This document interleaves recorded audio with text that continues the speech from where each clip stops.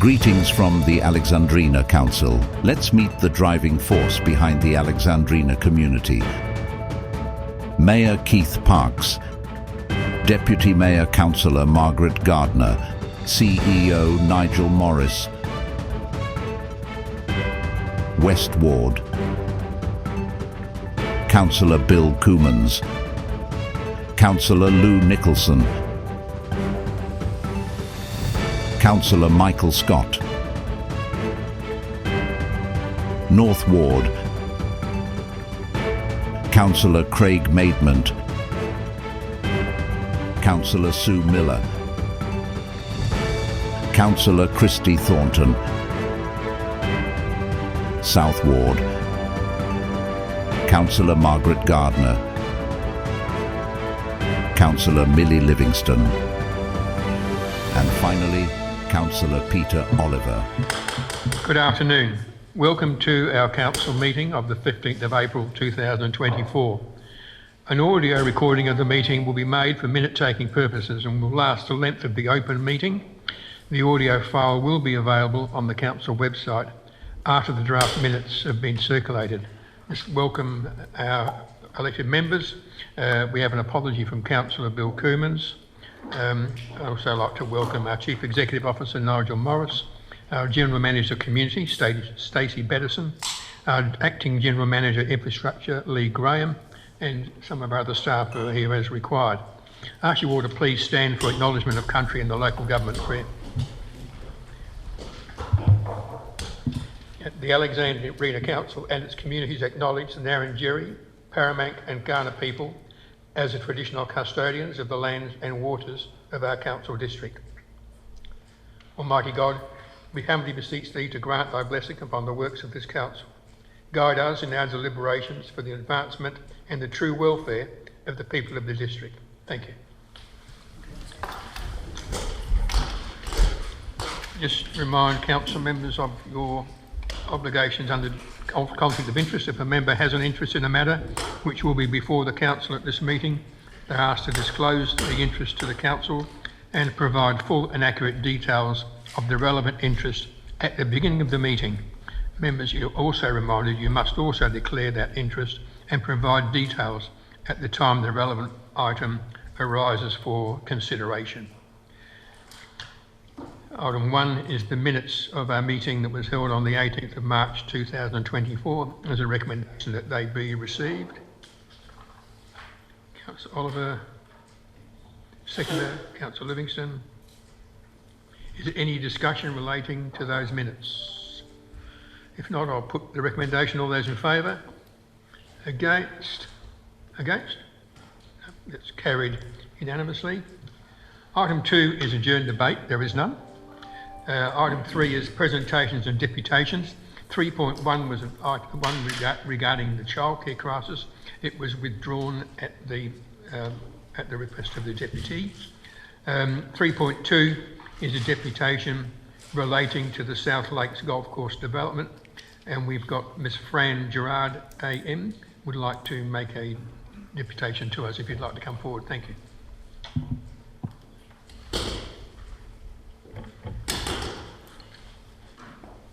Mayor Parks, councillors. Very interesting situation we have. I am a member of South Lakes, I have to say. I hear that the submission, this wonderful master document, has gone upstairs, as they say, to be recoded, which is, I guess, not handballing. It's part of the way things happen in this day and age. I don't think that it should be recoded. I had a petition we put together. Regrettably for me, the temperatures were 33 degrees. So even though I was very enthusiastic, I got quite disheartened with the temperature outside. So I did not get more than 45 signators. I'm afraid I went to get a drink. Never mind. There is a huge disquiet about what is going on. what futuristically could go on in this amazing little road you call Jumbuck Road, it really is not quite the width of a street. More than a lane, but it isn't exactly what you would deem a road. There are issues that are in that submission that still come under council's jurisdiction, and mostly I find it's the stormwater problems, huge stormwater problems that you have, as we do in Bunyip Street, exactly the same. We've had band-aids put on them, as they have in Jumbuck Street, and it has just brought the problems down to someone else's house, goes underneath the house, it causes mould, it causes rot, it just is so grossly inadequate it doesn't matter. So how on earth you could possibly consider this to be of great advantage to our town, I really don't understand, because it's 11 extra houses, if it gets up, or at the very least 5. And it just won't work. It won't work unless something is done about the curbing, something is done about the deep drainage, something is done about the size of the road, something is done about the 2.5 metre discrepancy, I believe there is in the fence line. Who's going to pay for that? Is it a fence line problem? If it is it council's problem? Is it South Lakes' problem? Who's going to put it up? Where do those wonderful trees, those wonderful palm trees that have been there since the 60s in this, what is known as a historical recreational land situation, where you were the first council to put forward and to have it passed as a recreational space surrounded by housing.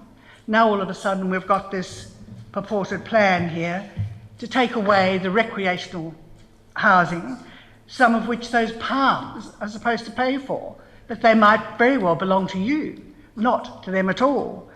There are many things that council need to consider, I believe, before any of this even starts. I'm just sorry that it's come to this. I'm just sorry that I like progress. I just don't like a money-grabbing situation. I don't think it's right for the community. I don't think it's right for the ratepayers, especially when they're still going to have enormous problems in Jumbuck if current situations are not addressed. I just don't think it's right at all. And I know that those who countersign my petition also consider the same. So I hope that you, if it comes back to you, you don't like the master plan as it currently stands. We'll be watching. We hope that it doesn't get up. Good luck. Thank you. Thank you. Do anybody have any questions? No? No? Thank you very much for your presentation. So 3.3 is the Milang and District Historical Society, and we have Alan McGuinness and Diane Potter from the Society to talk to us again about the Oval proposal. Yeah, careful.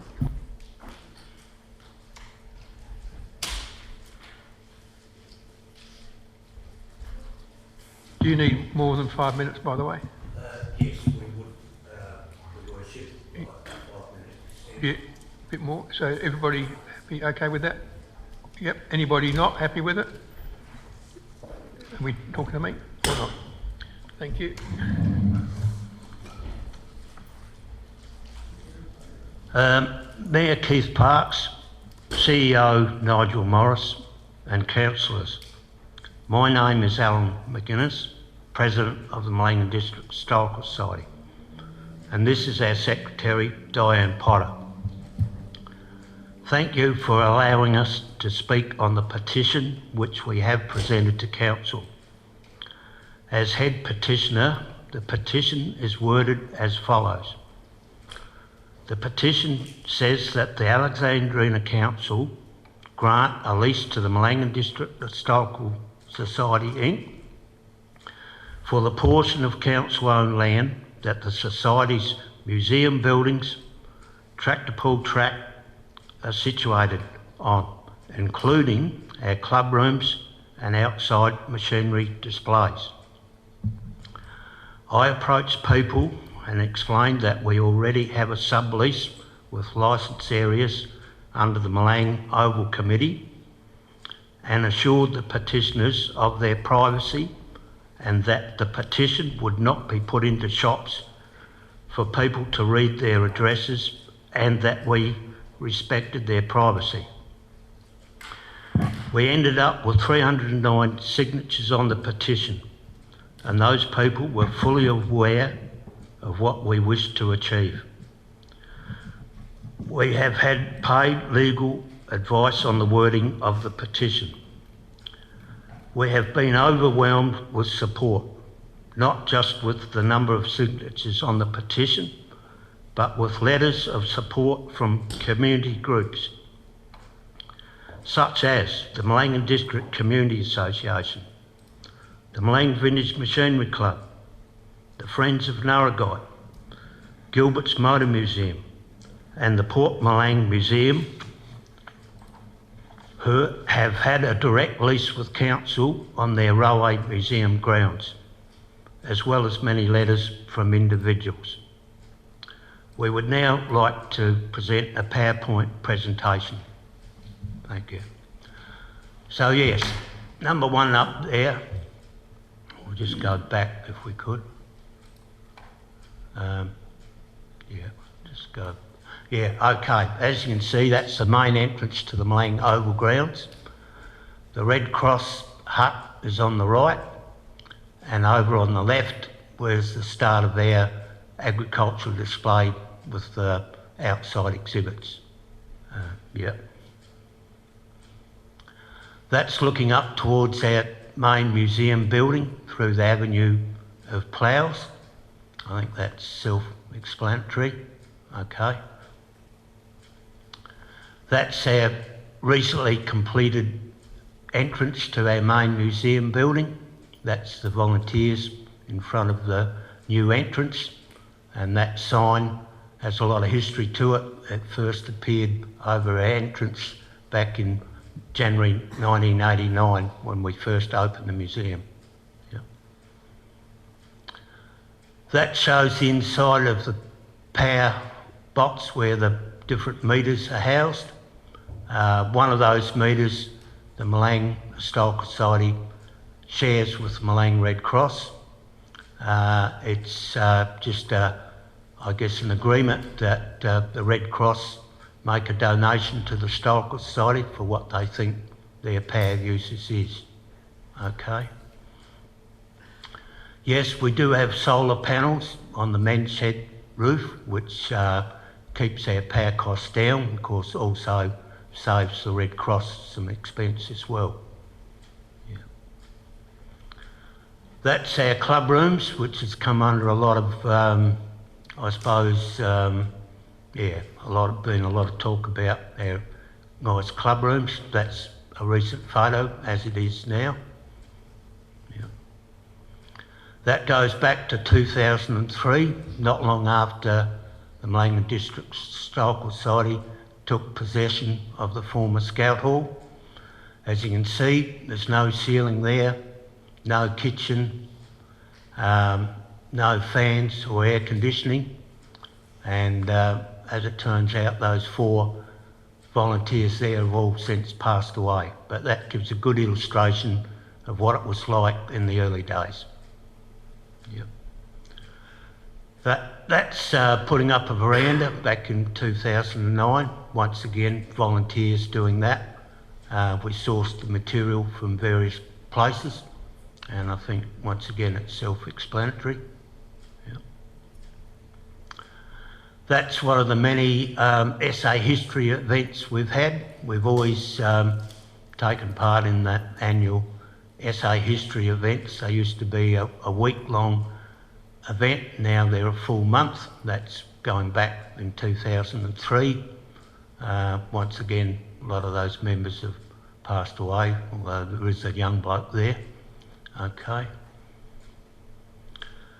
That's a meeting like you might know that it's not just the Milang Historical Society that use our club rooms.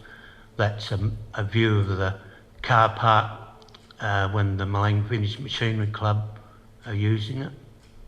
Okay.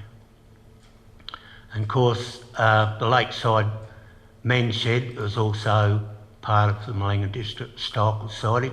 That's a shot of the volunteers cooking at our weekly barbecue, which is open to any interested people to drop in. Yep. That's another shot, another angle looking outside. Once again, we have an average about 23, 25 people every Thursday come along for a barbecue. Okay. On the Wednesday, we have our members, or some of our members that are available, have a maintenance restoration day. That's a shot inside our club rooms of having morning smoko. That's one of our exhibits in the newly renovated part of the museum, part of Milang's history, a 1906 Jensen tri-car, which has spent all its working life in Milang. Yep. That's another shot of it. You can see the background there of some of our office area with an early E.H. Burgess butcher sign up there, amongst other things. Yep. That's our military display, which has only been put together over the last 12 months. We have taken on the task of recognising all veterans, all local veterans, whatever conflict they were involved in. Yep. That's a shot inside the boating and fishing display.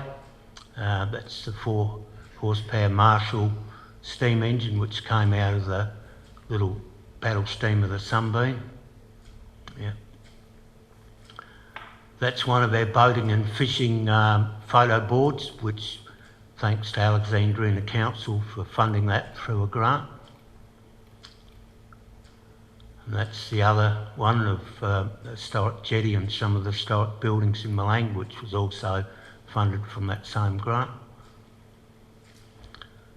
Now we're looking at a shearing scene mural, which was once again funded from Alexandrina Council under a $3,000 grant, and Chad Spencer, the well-known artist, did that, and that gets a lot of favourable comments. That's a recent addition. Jenny Pritchard, one of our members on the left there, donated that very historic map of South Australia, and the gentleman standing next to her, or both those gentlemen, played a part in restoring it, professionally restoring it and framing it, and that's a recent photo of when they presented it to us. Yep. We've always and continue to have a good working relationship with the Milang Primary School. That's going back some years when they're having a look through the museum. One of our volunteers, Roger Miller there, explaining some of the early washing machines. Yeah. That's a machine that has local history. It actually was an ex-SA Water trenching machine that, going back 60 years ago, was actually used to dig the main pipeline from Milang to Strathalbyn up the 9 Mile, and it was offered to us a couple of years ago by SA Water, and that's when it's been put in position. Yeah. That's another very historic item we have in our museum, the one and only local steam traction engine. It spent all its working life in the district, and it was the only one that resided in the Milang district. Sorry, Alan, we've gone over 10 minutes now. How much further have you got to go? Just a couple more photos then. Oh, yeah, all right. A couple more photos. And a conclusion, little conclusion paragraph. So, happy with that? Yeah. Yeah. Okay. All right, we'll continue with the photos. Yeah, that's a local track. We'll run out of time for questions, that's all, if we don't cut it short. Okay, yeah, yeah. Well, perhaps we'll do the conclusion now. Is that all right? In conclusion, we hope that Alexandrina Council will grant us our own lease, giving us the security and stability that we need to move forward into the future, to protect our assets, which are considerable compared to many other museums, and to give our volunteers peace of mind so that they can continue looking after Milang's heritage.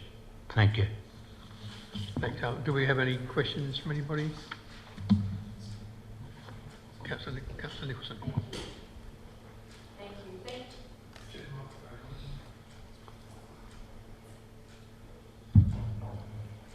Thank you very much for your presentation. I just had a quick question.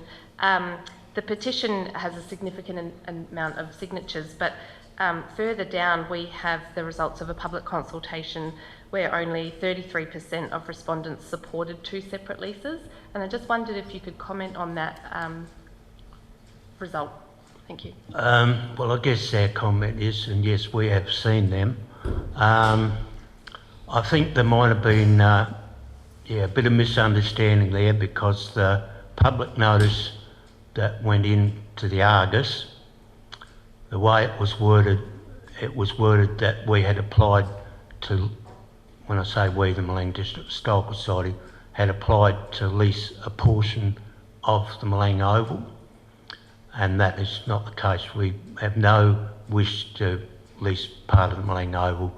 It's the boundary of the present licence area, and I really do think some people, we sort of had to explain that when we were doing the petition, that it read that we were endeavouring to lease portion of the Oval, not portion of the Oval grounds or surrounds. Yeah. Any further questions? Councillor Thornton? A lot of the respondents who have said no, they state the Scout Hall a lot that you would be taking over, and potentially not having your own toilets. So they refer to a lot of things that would impact the 2 leases, and a lot of people just didn't think it was necessary. Everything that I've read didn't talk about having a section of the Oval. So what are your comments on that? In relation to the toilets, look, it's been stated that if we had our own lease, that we wouldn't have access to the toilets that are there now, the outside toilets. And look, we've come to the conclusion that if we get our own lease, in the short term we might have to hire toilets, but other than that, to enable the men's shed to continue and things like that, we'll have to make some other arrangements about providing toilets. Any further questions? Thanks, Alan and Di. Thanks very much. Yeah, thank you. Good to see you recovered from yesterday and made it here. Thanks. Yeah. So item 3.4 is a deputation again from the Milang Oval Committee regarding the Oval, of course, and it's Amanda Vivian who's going to do that. Thank you. Do you need more than 5 minutes, or? I hope not. No? Okay, thanks.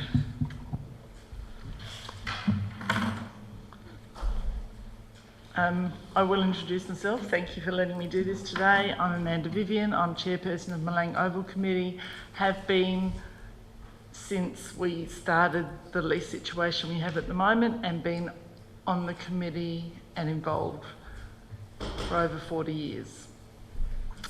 So, the Milang Oval lease and subleases were set up by Alexandrina Council to stop 2 very passionate and strong characters from Milang District Historical Society and Milang Football Club continuing past disputes.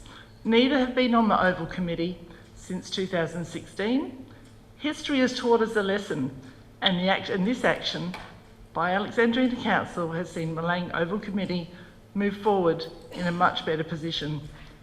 Council has even highlighted how, I will just say the Historical Society, I won't go through the whole name, highlighted how the Historical Society has gone ahead in leaps and bounds in the last few years, and it has. We just saw the pictures all under the umbrella and management and guidance of the Milang Oval Committee.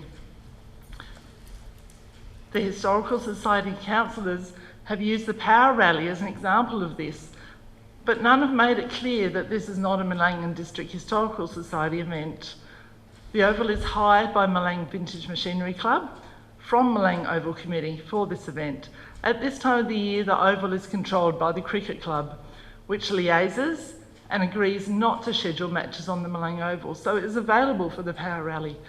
This is another reason why the whole complex needs to be under the umbrella of Milang Oval Committee. If separate leases are issued, what is to stop all the groups, and there are 4 groups seeking their own leases, opening a can of worms and a management nightmare? A reason Milang Oval Committee lease should continue is because there are community assets. What is to stop any group claiming compensation for loss of, or a portion of these assets, which is no longer has access or control if a separate lease is granted? The reason Milang Oval Committee lease should be continued is because the community consultation process has highlighted how the Historical Society has lost sight of what it really wants. The group has reduced it to a battle of possessions. It already has the chapel on Stirling Street as a club room. Could be McDonald Street, no, it's Stirling Street. It took one stage took over the Milang Football Club shed for storage. The men's shed was used mainly for storage, not sure what it is now, haven't been in there. The very real concern is the Scout Hall, which is on the Milang Oval Committee lease and built by the Milang community, materials and labour. It may well end up as storage, as inevitably the museum grows and facilities improve. Possession of the Scout Hall was never a reason why the Historical Society wanted a separate lease, but it has become a big part of the discussion. The initial reason given for separate lease was easier to attract grants and funding. It was stated publicly the Historical Society did not have a problem with Milang Oval Committee. The goalposts just keep moving. The community consultation process has become a battle of personalities. Information which has been shared with the community, and in fact the Historical Society's own members, are examples of how it may well operate, disregarding all if a standalone lease is granted. Milang Oval Committee has chosen not to engage in these tactics. The reason the Oval Committee lease should continue is because the whole facility, including buildings, was built by and belongs to the Milang community and should not be given to one group. One lease could allow Milang District Historical Society to still share the use of the Scout Hall. That may not change. The reason the Milang Oval Committee lease should continue is because of the cost involved in separating the facility and utilities. Surely there is a better use for funds raised by, hard-earned funds raised by the Historical Society and rates paid by the Milang community. The reason the Milang Oval Committee lease should continue is because the Milang Oval Committee is not a club or an association. Its members are representatives of the groups which are on the Milang Oval complex. This is not an us versus them decision. The decision impacts 4 groups, not 2. Milang Oval Committee is needed to manage the Oval facility. So, Amanda, we've gone past the 5 minutes now, Right. so how much I'll more be you very got? quick. Okay, good on you, thanks. The reason Milang Oval Committee lease should continue is because there are groups within such diverse interests involved. The diversity and the need for consideration of other groups is not the reason the Historical Society should have its own lease. It is the reason it should not. And my final words. The reason Milang Oval Committee lease should continue is because all groups signed a lease for 21 years as a way forward. It has worked well for the past 7 years. Why would you send us back to a system which did not work? The reason Milang Oval Committee lease should continue is because this model is often used across community sporting and recreational grounds within Alexandrina Council. It was tested at Strathalbyn Oval and was still accepted as the preferred model. You now have the opportunity to support the council you represent and endorse the decisions made by this council in 2016 for the very good reasons stated. That'll do. Thanks very much. Any questions of Amanda? No. Councillor Nicholson. Thank you very much. I believe I heard you say, and correct me if I'm wrong, that the Historical Society had not been involved in the committee since 2016. And if I picked that up correctly, how would you propose to move forward under one lease? So the Historical Society has been involved in the committee. Each of the 4 groups has 2 representatives on the committee. We've met every month for the first 6 years. We made it a bit longer the last year. No, for the first 7 years. And has equal representation, and it's not a case of having to come to the Oval Committee and ask for permission to do anything. It's just an advisory committee. That's it. That's all it is. We've supported every project that has been put forward from Red Cross, football and Historical Society. We have never said no. Any further questions? No. No. So thanks very much, Amanda. Thank you.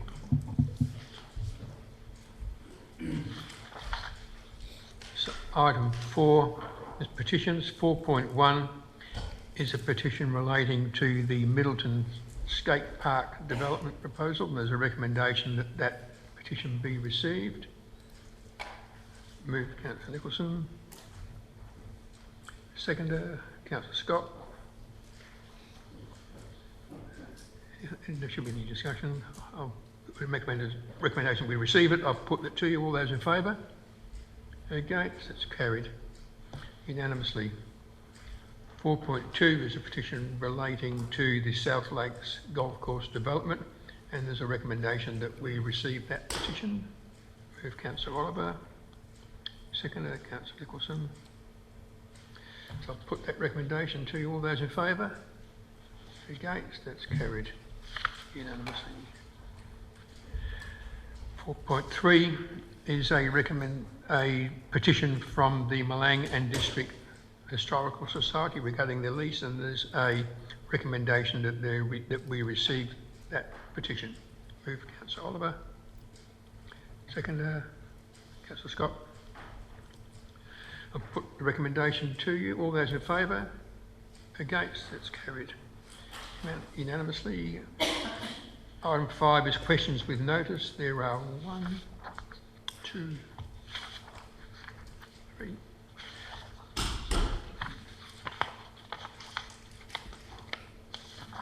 There are 3 questions with notice, and the questions and the answers to those questions are in the agenda. Item 6 is questions without notice. Are there any questions without notice? Councillor Miller. Thank you, Worship. My first question relates to the Alexandrina Sport and Recreation Club Committee Demand Analysis Survey that I understand is out at the moment. It closes on the 24th of April, and I believe it was sent to all committees, and I'm just wondering how we are promoting that this is occurring, how we're capturing the groups that are informal and formal that aren't currently on Council's emailing list and or operate on private land or community owned land, and when there'll be some social media going on put up about this and any press, if that's intended or not. Thank you. Through the Chair, what we've got at the moment is we've identified 75 clubs within the Alexandrina district. We've sent it out to those by invite. We're looking at the 75 main ones at the moment. We've been getting responses coming in already. About 30% have responded. So we've changed the due date from the 25th of April up to the 9th of May to try and get more out. We did talk about doing a social media post just to spread it throughout the whole district, but what we're trying to do this time is just limit it to those by invite for the 75 main ones. What we'll then do is construct the strategy, and then we'll send it out to consultation and pick up any other ones that we've mixed up. Well, sorry, additional ones that come in after that. So that's the process. Any further questions without notice? Councillor Scott. Yes, my question is in relation to the damage to Waterport Road. There is considerable damage occurring as a result of the pipe laying efforts of the SA Water, which no doubt have to go ahead. My concern is, and my question relates to the remediation of the damage. Are we going to be guaranteed that the remediation work that is done will last? Because very often when you patch holes, they erupt later on. And I can just picture them quickly patching our road, and then in due course, the patches give up the ghost and we're left with repatching a road that perhaps didn't need patching in the first place. So that is the essence of my question. Can we be guaranteed of sort of warranty on repairs? Thank you. Through the Chair, SA Water will need to make that road back to where it should be. Council's responsibility will be to ensure that that occurs, so we can continue to monitor that and work with SA Water to make sure that it is in a state that it should be. So now that you've brought it to my attention, I'll make sure that we closely liaise with SA Water throughout this. And it's not just patching. Usually what they will do as well is not just patch, but just take up the road in sections and put it back. So we'll work with them. Thank you. Any further questions? Councillor Miller. Thank you, Worship. Just two quick questions about Lot 10, Langhorne Creek Road, Strathalbyn. Given there was an additional 20,000 added to the business plan to include the Strathalbyn Harness Racing Club, there were comments attributed to Max Beasley in the last week's Mount Barker Courier saying that the SRC had been left in the dark and that TSA didn't engage with them or ask them for feedback. So I'm just checking if that's correct. And just on further to Councillor Livingston's question, that there's an amount of $8,800 for community consultation in the costs. I just wondered how and when that community consultation occurred. Thank you. Thanks. Through the Chair, I've just got some notes on those two questions. The first question relating to the comments made by the Strathalbyn Harness Racing Club in the Mount Barker Courier is not correct. The consultants that are working on this project, TSA, consulted with the Harness Racing Club as part of their stakeholder engagement. The Harness Racing Club were asked the same questions that all other Lot 10 stakeholders were. I also discussed the current status of the Lot 10 project with Max Beasley of the Harness Racing Club at length around the same time that the Lot 10 Steering Group Committee met in February. And they were presented with exactly the same summary that of the TSA needs analysis that the Lot 10 committee was provided at that time. I also provided an update on the likely recommendation that the master plan be reviewed and costings be reviewed, and that I would be in contact with them once that work had been completed. So that's the current status of that. The second question in relation to Councillor Livingston's question with notice for the $8,800 for community consultation. The response to that is a cutout of the quote that was provided by TSA, and they've really misrepresented community consultation. We think what they were intending to say was stakeholder engagement, so that's what that $8,800 was for. Any further questions? No, so thanks very much. Item 7 is notices of motion. 7.1 is a motion from Councillor Oliver regarding a financial intervention plan. Do you wish to move that and speak to it? Yep. Thank you, Mayor. Dear colleagues, we find ourselves in a major financial predicament, and it is time to act with good conscience to ensure our sustainability. The financial intervention plan is in response to the material increase in depreciation charges caused by the recent asset revaluations undertaken, which have been deferred for several years, and significant rises in other costs. These are a material shock to Council's financial position and budget. The draft budget seeks to increase rates by 8.3% plus 1.5% growth while incurring a $4.2 million loss. An effective increase in rates of approximately 18% would be required in order to fund the draft budget and effect a financial break-even result. The long-term financial plan requires annual increases of rates well above CPI, with no improvements to services contemplated. The community cannot afford increases of this magnitude. Neither is continued posting of significant losses acceptable. There are alternatives that can mitigate the future impact, and I believe we need to consider and implement these now. This motion seeks to ensure the long-term financial sustainability of Council through implementation of the Financial Intervention Plan. A rapid, critical and proper process is proposed. I note the resolution of the Audit and Risk Committee at its meeting last week, which supports the intent of this motion. I also note the adverse findings by ASCOSA of other capitals, including our biggest neighbour, and a review of Alexandrina is planned shortly. Fellow members, we did not create this problem, but it is up to us to fix it. I acknowledge the CEO for his achievements thus far during his tenure. He has categorically improved service levels and decreased costs. Thank you. However, due to the circumstances, we need more. The CEO is more than capable and is well supported. Please empower him with this task. With the leadership of the Mayor, the CEO and the Chamber are up to this challenge. And I commend to you the Financial Intervention Plan. Thank you. So do we have a seconder for that? No seconder. So that will lapse through one of a seconder. 7.2 is a motion from Councillor Miller regarding preparations for the council meeting to be held in Strathalbyn on the 20th of May 2024. It's moved by Councillor Willis. To move and speak to it. Thank you, Worship. Just very quickly, thank you very much for supporting that we have a council meeting in Strathalbyn. I just wanted to, the intent of my motion is to acknowledge that it's History Month and connect the council meeting to History Month and remind everyone, especially those new to our region, of the history of how and when council became one council. When council formed the Alexandrina Council, when it was Port Elliot and Goolwa and Strathalbyn Town, the council used to meet twice a month on the first Monday of the month in Goolwa and then the third Monday of the month in Strathalbyn. And I'm not sure when it stopped, and I'm certainly not advocating to return to those days, but I just would hope that we can support at least one meeting in Strathalbyn annually.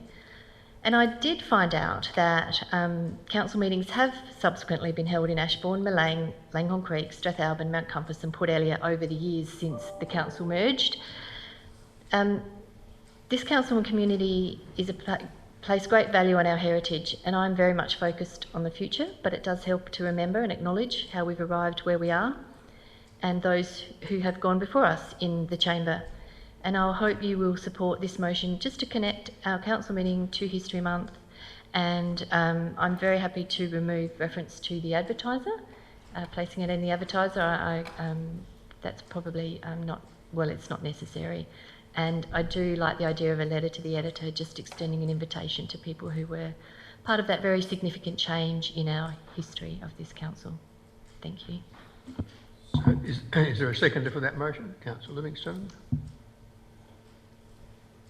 Any discussion on it? No?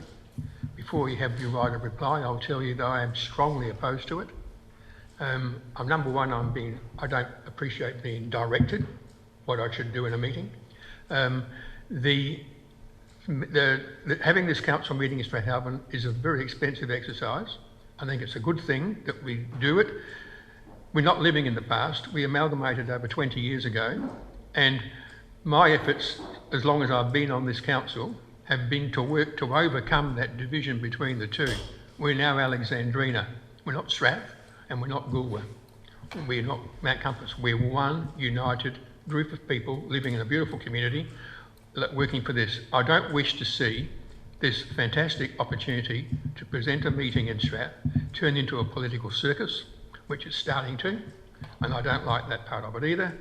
And this is about history. History, yes. We already have a committee working hard to promote Strathalbyn's 185 years celebration of Strathalbyn. Nothing to do with amalgamations. It's Strathalbyn, when the town was formed. That's beautiful. They're working on it. We don't need to do any more. Just let that take its place. That's all I've got to say. But if you wish to have your right of reply, you may. Thank you, Bishop. I just have a question before I have my right of reply. I don't understand how it's becoming a political matter having the council meeting in Strathalbyn? I don't quite understand that, Your Worship. I think if you look at the withdrawals of motion from this meeting that have been changed to Strathalbyn, it's to me it's acting up to try and create something that doesn't exist. It's just my feeling. I'm allowed to express my feeling. I don't like it. I think the way it was headed was good, and I love Strathalbyn. I'm very proud that Strathalbyn's part of our community, and it's great. And I'm proud of the fact that I have always advocated for Strathalbyn and Goolwa and the whole area to be one, not divided. Thank you, Worship. So just in closing, I just want to stress, this is certainly not politically motivated. It's certainly not about causing division in our council. May is History Month, and this is an acknowledgement of our history. It's as simple as that, and I'll leave it to the chamber. And it's just a request to you, Mayor Parkes. It's certainly not directing you in any way. Thank you. Ends the discussion. I'll put the motion to you. All those in favour? It's carried.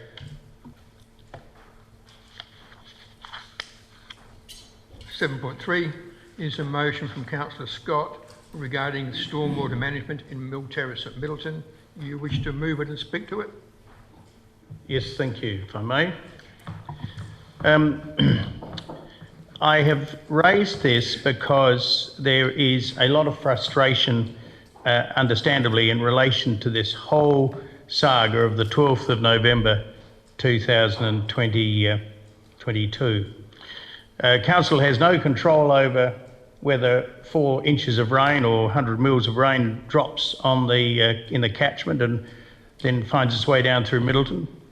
But we do have some influence over some of the other areas that might help mitigate the effects of such a downpour. And Mill Terrace is one of those. It is bisected by the railway at a slight angle, and the railway is built up, and on that day caused water that came down allegedly from Flagstaff Hill Road to pool in Mill Terrace, and then finally overtop the railway line, which is considerably higher, and then flood down past the other houses we call Old Jack Chibnall's held house and the other that have been built since, and down into the creek, hopefully through another very small culvert, which was just incapable. The culvert that I'm talking about is a silly little box culvert, about not much bigger than the top of my laptop, and it is pretty well totally blocked. The culvert under the railway line is inadequate, and you can't just pick those up with one hand and alter them. But I think more can be done to make that a better passage for water. And while that was a 1 in 100 year event, we'll have 1 in 25 year events where there'll be a sudden downpour and water will need to be evacuated out of Mill Terrace. And I want that to happen readily, easily, and before it causes any further damage to the surrounding houses, which it will do. And I think some of my colleagues here in the chamber witnessed what happened in Mill Terrace on that day. So one of the I won't say problems, but there was a third party involvement in all this, because it's not, even though it's a council road, it's bisected by some land that belongs to the Department of Environment and Water and subleased to Steam Ranger. And I certainly don't want to be critical of Steam Ranger. They do an amazing job keeping those engines rolling like they do. But there's a joint duty of responsibility in relation to that, whether they're volunteers or whatever, and I'll pass it on to the government, the Department of Environment and Water, to ensure that those culverts are satisfactory, because the damage to surrounding houses and buildings, and one of them is the historic Middleton Mill, and there was considerable damage done to that through flooding. And so I'm requesting that as there in 1, 2 and 3, the first is cleaning out the removing the silly little box culvert, which I don't know why it was ever put there, clearing out so the water can go under the railway line rather than over the top. And then I'm suggesting a gentle spoon drain down in front of old Jack Chibnall's house and down that'll lead through to the creek and guide the water. It won't probably do a 4-inch in an hour job, but it will do the average winter storm, and it will save it flooding in around those houses. I'm suggesting consultation be made with the property owners during the planning phase, and hopefully we can get the work done before winter. And I commend the staff for at least stepping up and saying that it is achievable if this motion is passed. So I urge you to support it in the interest of getting on with remediation of the flood situation in Middleton. Thank you. So, do we have a seconder? Councillor Nicholson? You wish to speak to it? Yeah. Thank you, Your Worship, and thank you, Councillor Scott, for this motion, which I believe is very important. Council, 17 months after the event on November 12th, 2022, are continuing to work hard on behalf of the community to understand the contributing factors that led to inundation of what the current tally is 40 plus properties in Middleton on that day. The infrastructure responsibilities aren't just with council, they belong to private property owners, local government, Alexandrina Council, state government and Steam Ranger. And I think that we are supporting our community by writing a letter to other responsible bodies such as this one, and asking for remediation of issues where they're identified. So I strongly support this motion. Thank you. Is there any further discussion? Do you need to have a right of reply, or you? No, I think it's all been said. I think it's pretty clear. Thank you. I know it'd be hard for some that don't know Mill Terrace, but believe me, it's all there. Thank you. So I'll put the motion. All those in favour? Against? That's carried unanimously. Item 8 is administration reports. 8.1 is the Milang Oval, the community engagement outcomes on the lease proposal. There is recommendations. There are 2 recommendations, are there? Yeah, talk to it, Nigel, if you wouldn't mind. Through the chair, we've put a few recommendations in there just to make sure that we cover what needs to be done. So the first recommendation there is, if you want to just keep it the way it is with 2 separate leases, move recommendation 1. Recommendation 2 does go to the 2 different leases. The difference between those 2 is the way that we deal with the old Scout Hall there. So, yeah. Oh, first of all, sorry, let me start again. Recommendation 1 is simply to receive the engagement, so that one can go through. Recommendation 2 is that you keep it as one lease, and then you've got the or there that says 2, with option A and option B, where the Scout Hall either goes to the Historical Society or keeps it with the Milang Oval Incorporated lease area. So maybe if we just break into number 1 and just simply receive the community engagement first. So we have a mover for that. Councillor Nicholson. Seconder, Councillor Livingston. Any discussion on that recommendation 1 we're talking? Councillor Liv. I mean, it's simple enough to receive the community engagement, but I feel that it has been complicated, I suppose, by the petition that we received today, and I just feel that there's a significant amount of information and conflicting community response on this one. So I mean, it's easy to receive received the community engagement responses, but I'm not feeling certain at this point on a position. Thank you. Any further discussion on 1? Councillor Miller. Thank you, Worship. I'd hope the community feedback would help me a little bit more with my decision. And I've spoken to many people about this and had many contact me. And it would be fair to say that if I had 10 people contact me and tell me about something, I had 10 different versions of exactly the same thing. It's been really interesting and informative, and I've learnt so much about the Milang community, a lot about the history, and just needless to say, the next decision we make will leave some elated and some disappointed, and it's probably an equal measure. So that's really my only comment. Thank you. Mr. Scott, did you wish to speak? Just looking at recommendation 1, I think one has to clarify which part of recommendation 1 you want, because it is saying to continue with 1 or 2 separate ones. So it is actually a bit of a preface to recommendation 2 and option A and B. Just receiving the recommendation, you're just receiving the engagement on the whole, on both of them. You're not, I'm with you, yes, sorry. any further discussion on it? No, so I'll put the recommendation 1 to you. All those in favour? Against? That's carried unanimously. So now we go to the second part of the recommendation, which has got the option of 1 or 2 plus A or B. Move, Councillor Scott, which wish to move. If I may, thank you.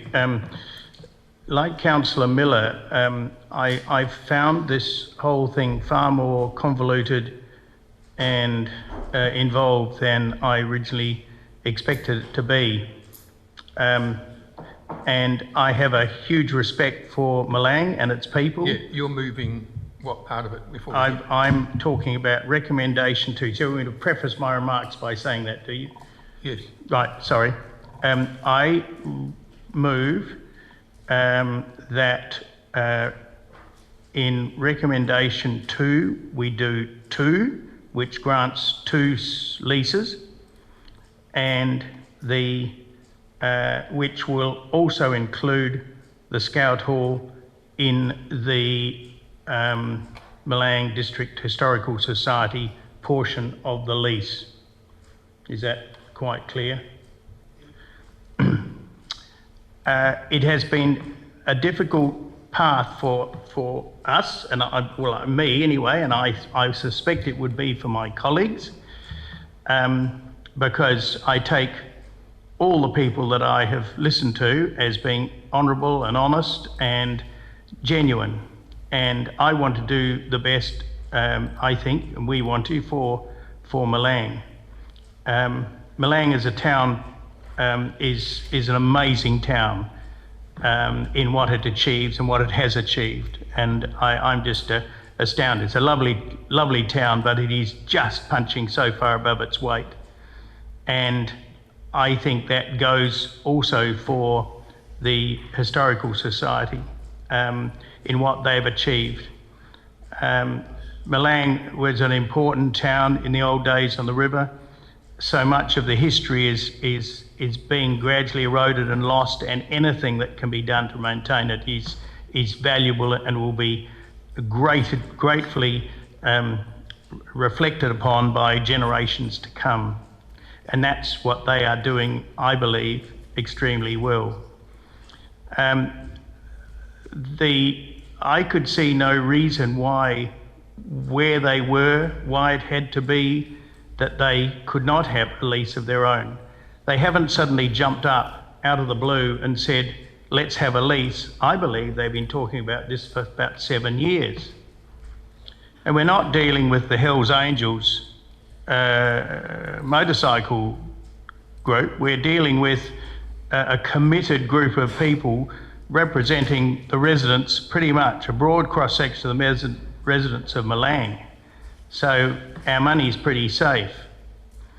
When I look at the hall and I consider the history of the Scout Hall, the comments that, it was built by community money for the community, Well, my goodness, I think it's being used by the community right now. And it's being used very well. When we look at what it was, and I believe, and I stand corrected, but I think I was led to believe it was pretty much an empty shell, just a basic building. And you look at it now, I went in there on the day of the rally, machinery rally, a kitchen at one end, nicely lined, etc., etc. But I also understand it's not being used by one group. I believe it's being used by at least 3 groups altogether for meetings and that sort of thing. So therefore, it's not a sole, this is my patch and I'm running off with it and you're not going to have any of it at all type of thing. It is being shared. If the youth, I mean, it's not very big. If you want to have a good youth thing, it's not overly big. I'd go, if I was doing something for youth, I'd have something bigger than that. They've got the supper room at the hall. They've got the hall itself. They've got the butter factory now that is crying out for use and to help develop it, and what a magnificent setup that's becoming too. So I just believe that it is, I've tried to look at it. Is it detrimental to the Oval Committee to have a second lease on that ground? And I can't see anything that is going to spoil, affect. I would hope that the 2 new lessees will continue to work together. Why wouldn't they? But I also note, when they're talking about usable space, that everything has been very silent about the football club rooms. No one's mentioned anything about the use of the football club rooms as an alternative space for youth or anything like that. They just sit up there quietly. Every year I see them. They're out of the way of the thing, and I presume they're used at football time, and that's it. But they've got, I believe, inside toilets, all sorts of things, and they could be used as an alternative thing without, when you look at the work that's gone into that, and it's very much lined and decorated with things relating to the Historical Society. Why would you want to upset that when you've got other buildings around? We're trying to make people. I've had to work in joint usage buildings, and it's a unless you're with someone that's really on the same page with you, it can be a hassle if you go and have outside people suddenly using something. There are already 3 people using this, and I'm afraid I can't see any reason why it cannot continue, and I can not see any reason why the Milang Oval Committee will not continue to flourish, and the Historical Society, which have been talking about this for 7 years, will also continue to flourish. So a difficult decision, but I'm afraid that is what I've come up with. Thank you, Your Worship. Do we have a seconder? Councillor Thorne, a seconder? Councillor Miller? Any discussion? Councillor Miller? Thank you, Worship. I see no harm either coming from this, and I must admit I've taken a similar view to Councillor Scott in the end. This has been a very difficult decision to make. 2 leases leave each other to their own devices and allow them to demonstrate their consideration of each other regarding electricity, external toilet access and the shared driveway. I'm interested in a win-win outcome here. I'm also keen to reduce conflict points. I think this decision, this recommendation enhances and honours their individuality and their passion. I don't see it as divisive, I see it as a way forward. And I see there's synergies in the split. And interestingly, I asked this morning about the toilets in the football club rooms. I've spent many Saturdays at cricket sitting in a deck chair under the veranda and then having to walk over to the other toilets because I'd never been in the club rooms until the weekend. I've spoken to many people, past council members, community members. I've tried to inform myself and I've arrived at it. Local government is just that, it's local. Each community has its nuances. We can compare this to other models, and sometimes one size fits all and sometimes it doesn't. In this instance, I think the role council can play is to support both. It'll be reviewed again in 7 years, as I understand it, and I think the landscape will continue to change in Milang, and I don't think this is unreasonable. I think it's low risk, and I think it's probably the most sensible outcome that we can arrive at. Any more further discussion? Councillor Thornton. I don't believe I can support this. I think community facilities should be united rather than divided, and I see it just creating issues and maybe conflicts down the line. So yeah, I can't support this. Councillor Gardner. Yes, I support this. And I support it because there is already conflict. And I think that's a great shame because we have a little town with not great population, 800 or so people. And both those organisations are important to small towns. I guess from my point of view, history is probably incredibly important, and so I have seen and experienced what happens in the Historical Society in Milang, and I know the kind of huge work they've done over the years, and so I certainly will be supporting this. I am, though, incredibly sad to think that there can't be somehow a reconciliation between these two, but until there is, I think 2 leases is the most sensible. Any further discussion? Councillor Maidment. Yeah, having some knowledge on how sporting organisations work, and how difficult it is to bring everyone together on the same page. I do understand now that the relationship between the two is fractured. I don't see a way forward that they can come together in any time soon. So from my point of view, I would suggest that we go with option A with the 2 leases. The old Scout Hall has come up quite a bit, and to their credit, the Historical Society have taken it over as basically a shell, renovated it. If that were to return to the Oval Committee, how would that then be managed? And I'd have concerns about it's our building now, and you can, go and find somewhere else to have your meetings. But initially, the Milang Oval Committee would have given a sublease for that Scout Hall. That would have been 7 years ago, of course, and that's been updated over that period of time at the expense with the Milang District Historical Society funding. So, yes, I'd go for option A too. Is there any further discussion? Councillor Scott, do you wish to use your right of reply?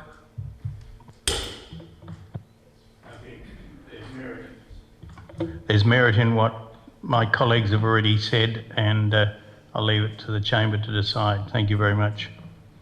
That ends the discussion. So we're talking about recommendation 1 and A. So I'll put the recommendation to you. All those in favour?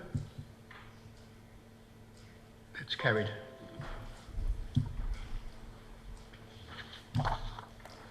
So 8.2 is the lease and licence policy activities, January to March 2024. It's the quarterly report, and there's a recommendation that we receive that report. Moved, Councillor Maidment. Seconded, Nicholson. Any comment, discussion or questions relating to that report? No, so I'll put the recommendation. All those in favour? Against? That's carried unanimously. 8.3 is the grants and contributions programs, the quarterly report, and there's a recommendation that we receive that report for the period January to March 2024. Move, Councillor Livingston. Any second to Councillor Oliver? Is there any discussion relating to that report? Councillor Livingston.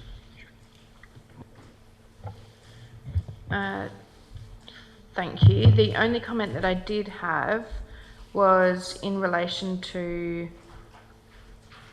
the Creative Communities Grant and the Langhorne Creek Grape and Wine Inc. Application. I'm just wondering, given what we are focusing on in Langhorne Creek at the moment, if we can engage with that organisation. Through the Chair, you're asking us to engage with them more to see if there's other avenues that we can assist them with. We can do that, yes. Any other further discussion? Questions? No. So I'll put the recommendation to you. All those in favour? Against? It's carried unanimously. 8.4 is the Community Donations Program Quarterly Report. There's a recommendation there, 1 and 2A or B or C. So when you move it, just make sure you tell me which one. Councillor Scott. Yes, I would like to move that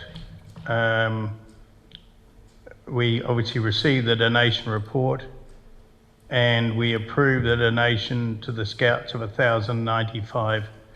And I'm saying that because the Scouting movement is a valuable movement, and a data projector is now will facilitate a lot of imparting of information for them, and I think it will be money well spent. And so I know it's over the amount, but I think our money is well spent.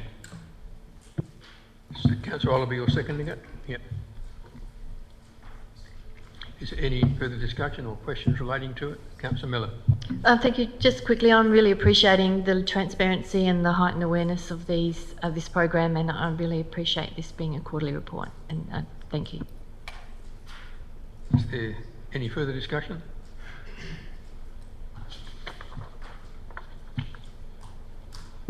No.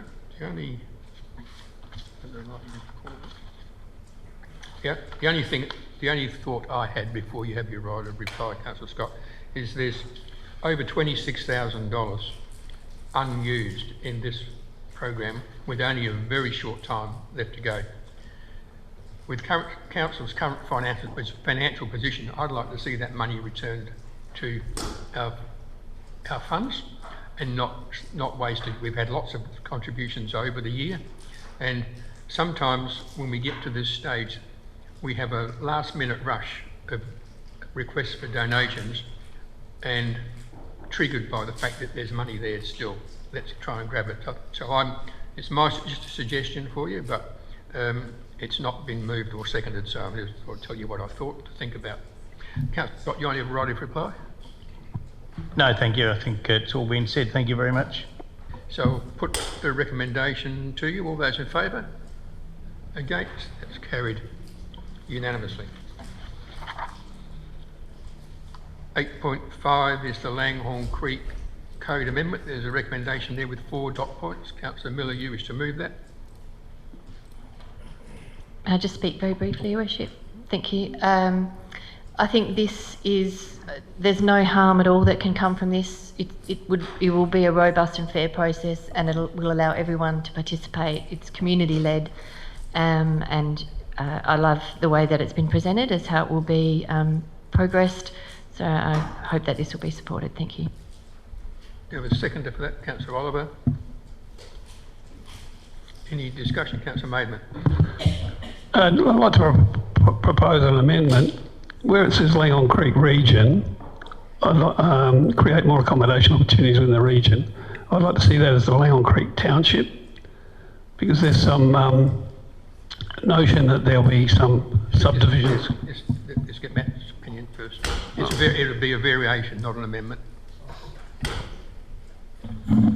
Thank you. Through the chair, We use the term Langhorne Creek region on purpose. A lot of the opportunities that we see from a very preliminary review is within the overlays that apply within that area. It's not necessarily about the township zoning, but it's about the limited dwelling overlay and limited land division overlays that we would look at providing accommodation within that area that could accommodate further accommodation within some of the wineries, for instance. So it's a little bit beyond. The scope should be a little bit broader than just the township itself. Any further discussion? Councillor Livingston. I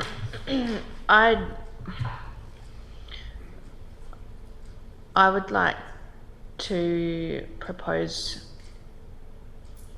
a formal motion, if I need to do a formal motion, to defer this recommendation so that we can consider it at a council briefing. My main reason for that. Okay.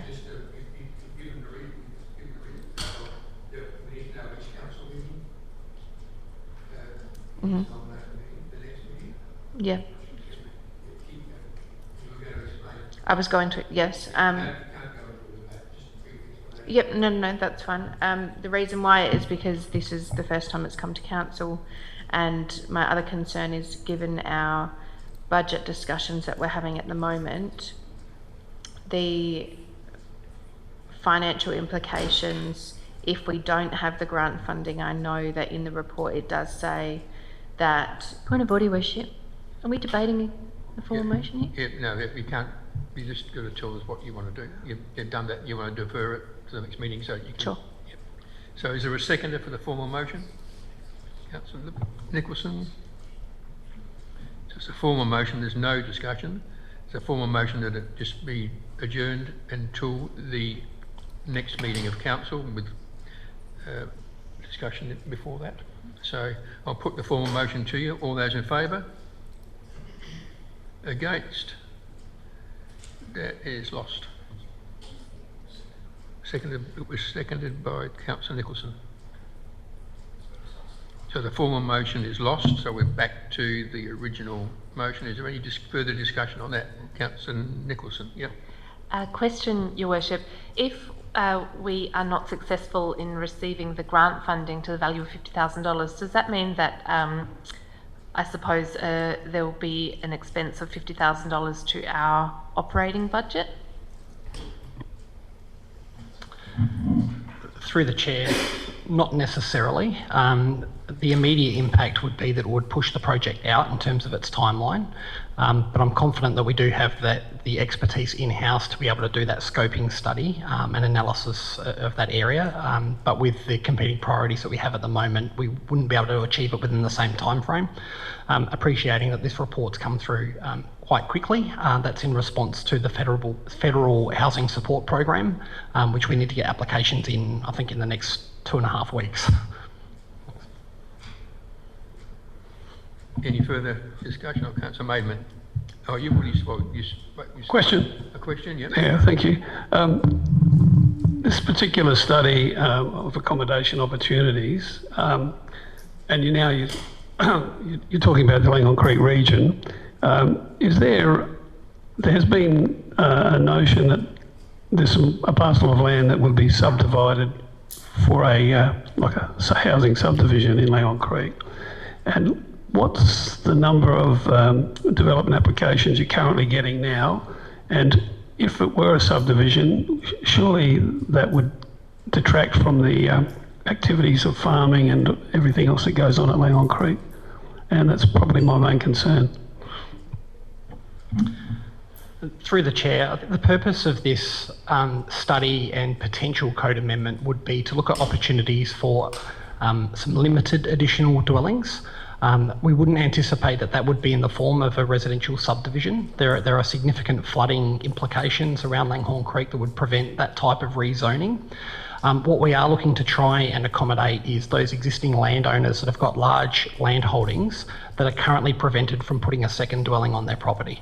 So this is a long-standing issue. It's something that we haven't had an opportunity to review as a council for 25 years, perhaps a little bit longer than that. So we're looking at limited opportunities for housing. In terms of the number of dwelling applications in Langhorne Creek, very limited. I would suggest probably less than 5 in a year, perhaps even as low as 1 or 2 because of the flooding implications. Any further discussion? Councillor Scott. I can understand why Councillor Livingston perhaps moved her motion, but I've been to a couple of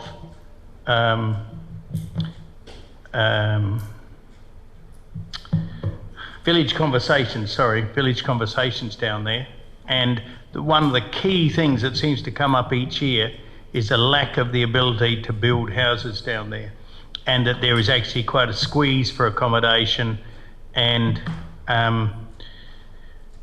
I just see it as important now. Things are on the move, and there is possibly some money available, that we, rather than putting it off, that we actually push it on as much as possible to try and capitalise on this to get that happening, because we're trying to do what we can for that part of the industry and they're being held back because of the lack of available land and the ability to build. So that's why I'm keen to support it and hope that we would support, even though I respect the fact that Councillor Livingston did move that motion, but I think we will be better off pushing on with it.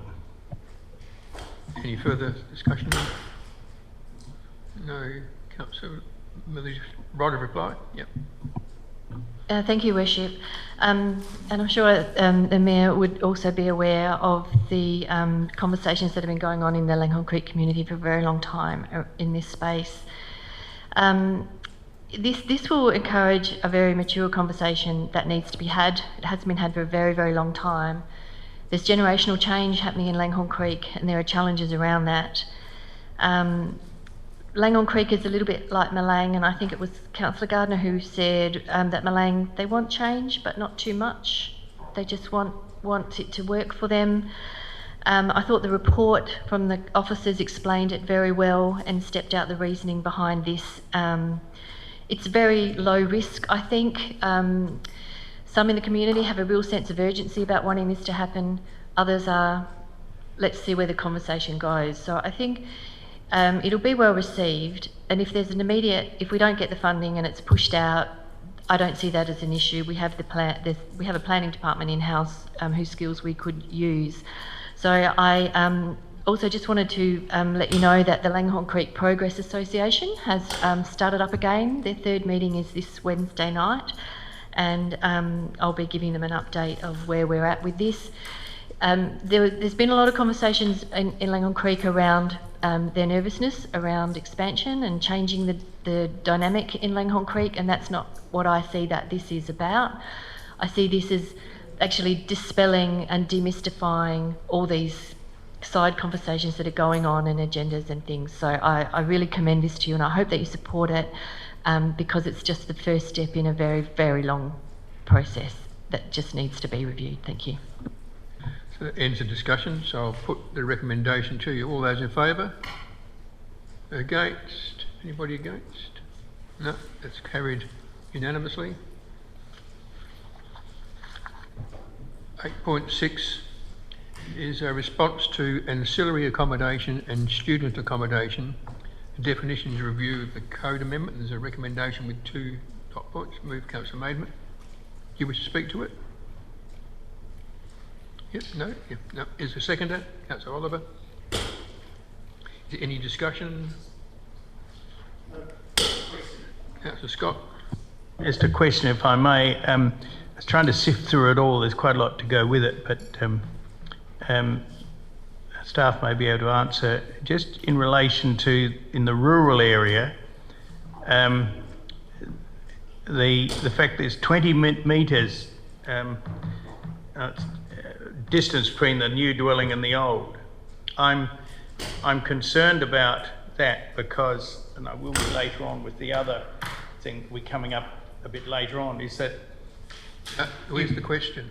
My question is, are we bound by that? having it only at 20 metres, or can it be anywhere on the rural property? Because it actually has a detrimental effect if it is only 20 metres. Can we have the question without the discussion? Thanks. Through the chair, yes, what's proposed at the moment would limit ancillary accommodation or a granny flat type of accommodation to being within 20 metres of a dwelling.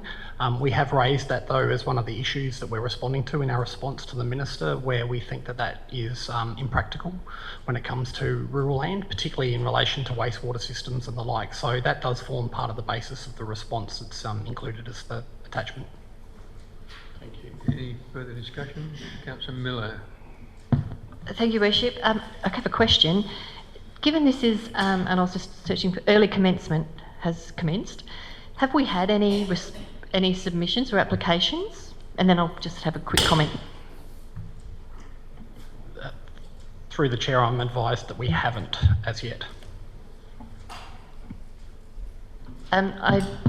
I just wanted to say I think this makes sense. I think the letter's very well written, a great response, and I'm glad that the rural aspect of this is, I think it was targeting more townships, but I think it's good that we've made some acknowledgement about that. So thank you. I think it's a great letter. Is there any further discussion? You wish to have a right of reply, Councillor Maidment? Or no? So I put the recommendation. All those in favour? Against? It's carried unanimously.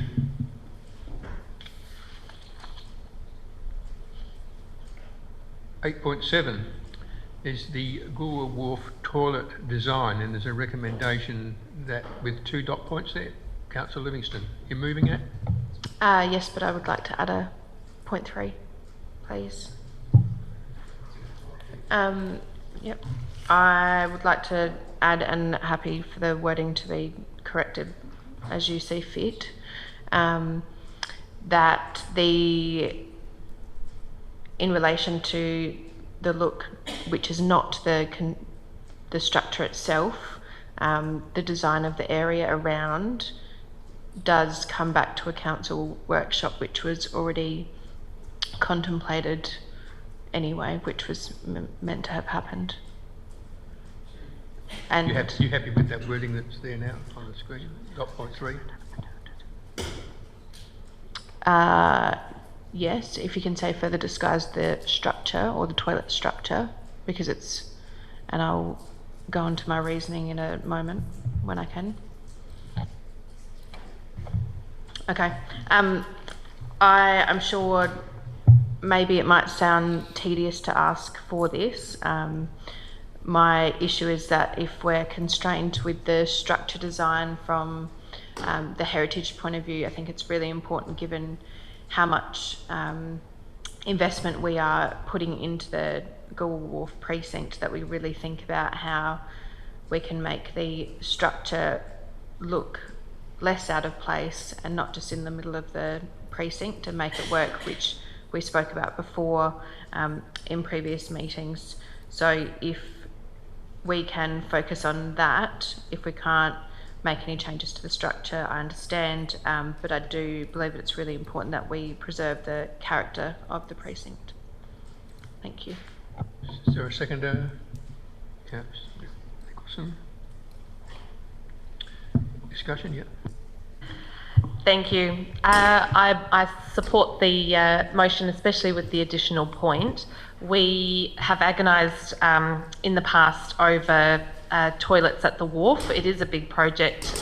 It is something that we have had to consider many priorities and the outcomes that we're going for and the spend.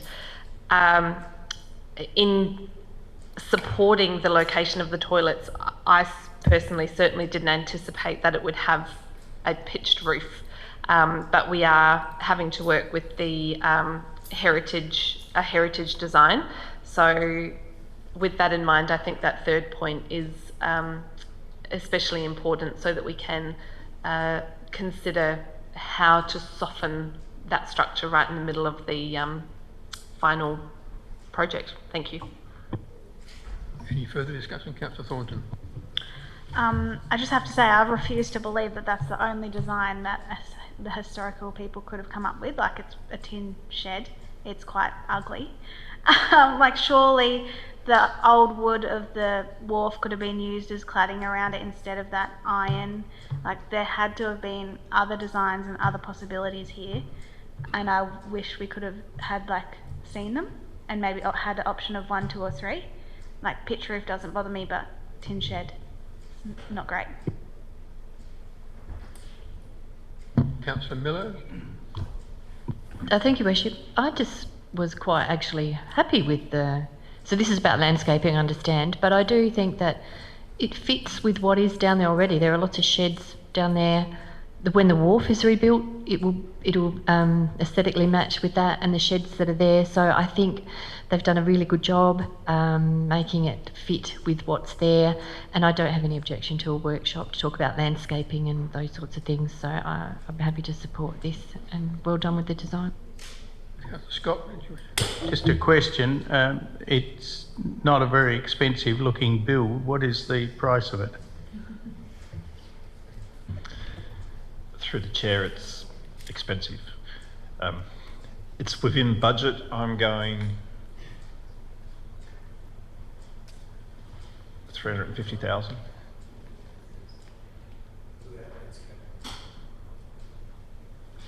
Is there any further discussion or Councillor Maitland? The question, the internal fit out, there was, in the diagram it shows all unisex toilets. Has there been some discussion about changing that number and to a more reasonable usage of male and female and unisex? Through the chair, and a follow-up to our discussion at the workshop, there is a paragraph in there talking about it. It's just on the door. It will say whether it's male, female or unisex. We'll probably set it up the first time around as, I think we said 2 female, 1 male, 1 unisex, and then you got your accessibility toilets, which is unisex as well. But those configurations can be changed in the future. Any further? Councillor Scott, you got another question, or you wish to speak to the question? If I may. Can we just explore some other way of getting it built? Other than, can we go to get prices on someone else building it? Because that is the price of about a 200 square metre brick veneer house. And that's not including the land. No, you've asked the question. Yeah, okay. Well, I'm just reinforcing it. Yeah, well, you don't. Thank you. Through the chair, we did those investigations. I can show you a lot more expensive toilets that have come in. It's not just the structure that you're seeing, it's also the underground works that will be occurring. We did look at several companies before we did. This one's kind of prefab with a bit of add-ons as well to get those prices down. As I've always said, it's when you're building your own house, you're not expecting 1,000 people to walk through it each day. It is a commercial property, and this is what the costs came at. We desperately tried to get it cheaper because I wanted to avoid that question of how much it cost. Is any further discussion?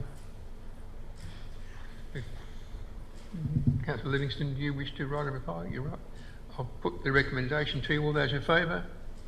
Against? That's carried.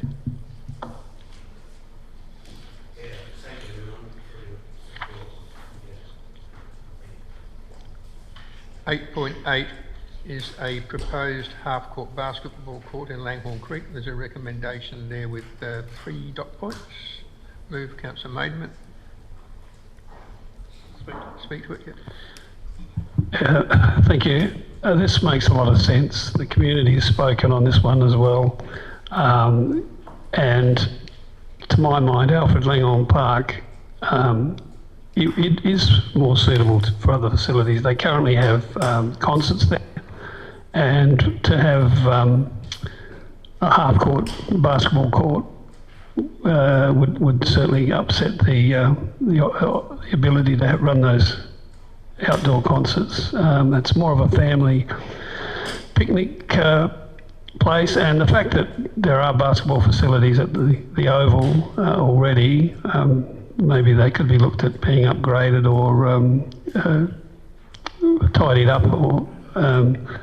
So I think this is obviously a win for us as council and a win for the Langhorne Creek community. Do we have a seconder, Councillor Miller? You wish to speak to it? Thank you very quickly, Worship. I think it's wise to cease this project and consider further recreational facilities within the town through the draft recreation and open space strategy demand and needs analysis that is now commenced. Notwithstanding that we won't see that until late next year, as I understand it. The issue at Langhorne Creek, as it is with Strathalbyn, is that there are very few facilities in public ownership. So the tennis courts, the netball courts, the basketball courts that's there, and the oval are all owned by an incorporated body, not by council. I just wonder what will happen to the funds now. This 35,000 is 35,000 less in borrowings. Was that, or was it a grant? Just good to know. Through the Chair, the amount will be handed back at the next quarterly budget review. And it will reduce our expenditure and it can be used for other purposes, but I'll be suggesting that we just put the money back into the bank. Just a clarifying question, Worship. I thought that this was part of a program of putting in half basketball courts in townships. So was that because of a grant funding, or it's just an initiative of council that we did? Through the Chair, it was an issue of council a few years ago that they would roll them out over a few years. It's probably something that we need to review during the sports strategy to see what is needed going forward. Any further discussion? Not, I will put the recommendation. All those in favour? Against? It's carried unanimously. 8.9 is the Clayton Bay BMX and toilet community engagement regarding that. This recommendation with 2 dot points. Councillor Gardner, you moving that? Seconder, Councillor Oliver. Any discussion relating to that? Councillor Scott, a question? Yeah. I'm just trying to picture, is this going to replace the toilets that are already there as you drive in round? There's a block. Are they going to get bulldozed? We're building new ones, or we're building an extra set?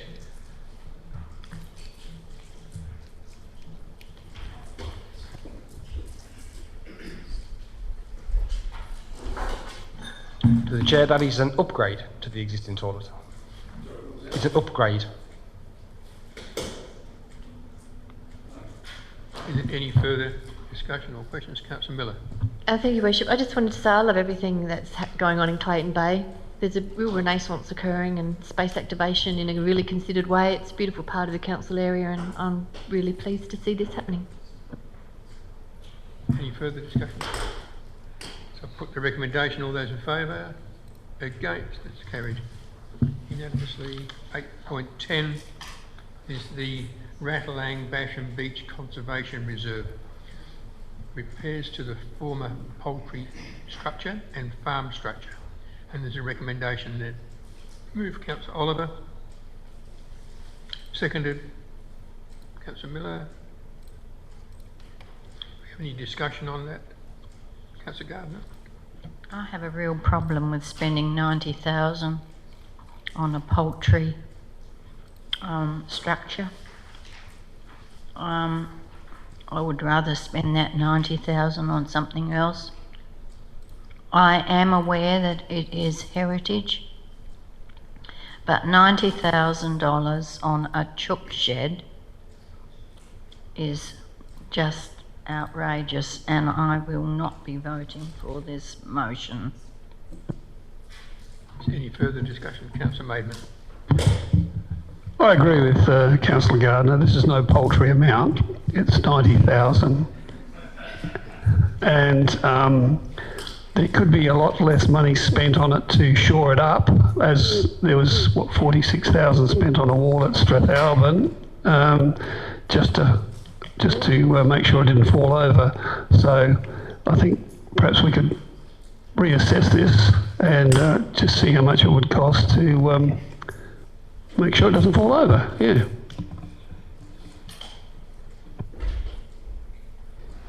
Any further discussion? Yeah. Councillor Scott, you're going to decide to talk? Yep, okay. Yeah.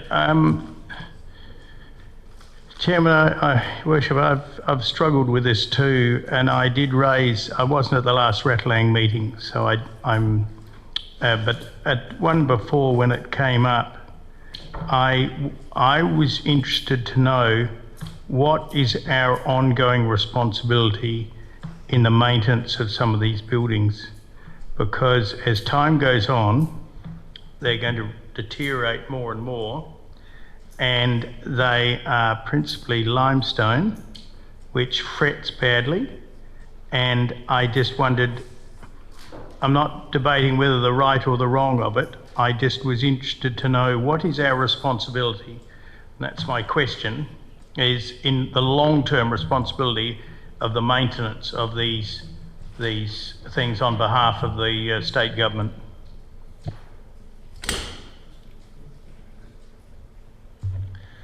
Through the Chair, we have got care and control of that area. There is a trust fund which has been set up, which is added to on a yearly basis to do the maintenance in that area. We have a master plan in place which says what our responsibilities are, and at present it's talking about maintaining what we've currently got there.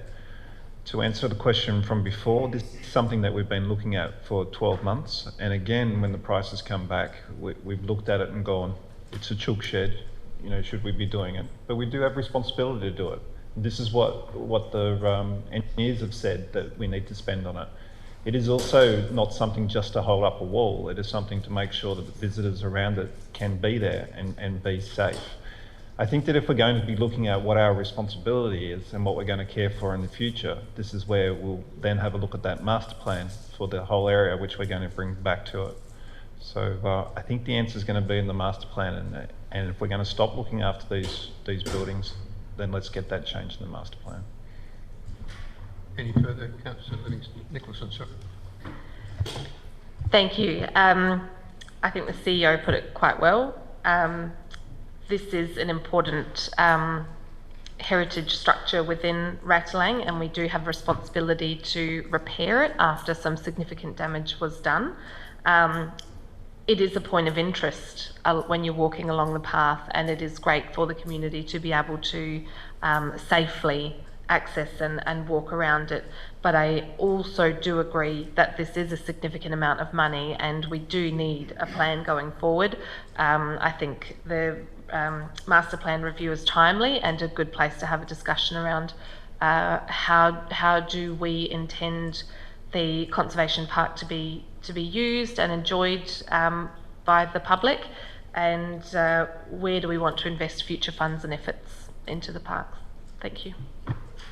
Is there any further discussion on it? Councillor Miller. Thank you, Worship. I can only reiterate what the others have said, but I think we've been a bit derelict in our duties in maintaining these buildings, and it's been on the agenda for a while. I think this just highlights why this master plan review is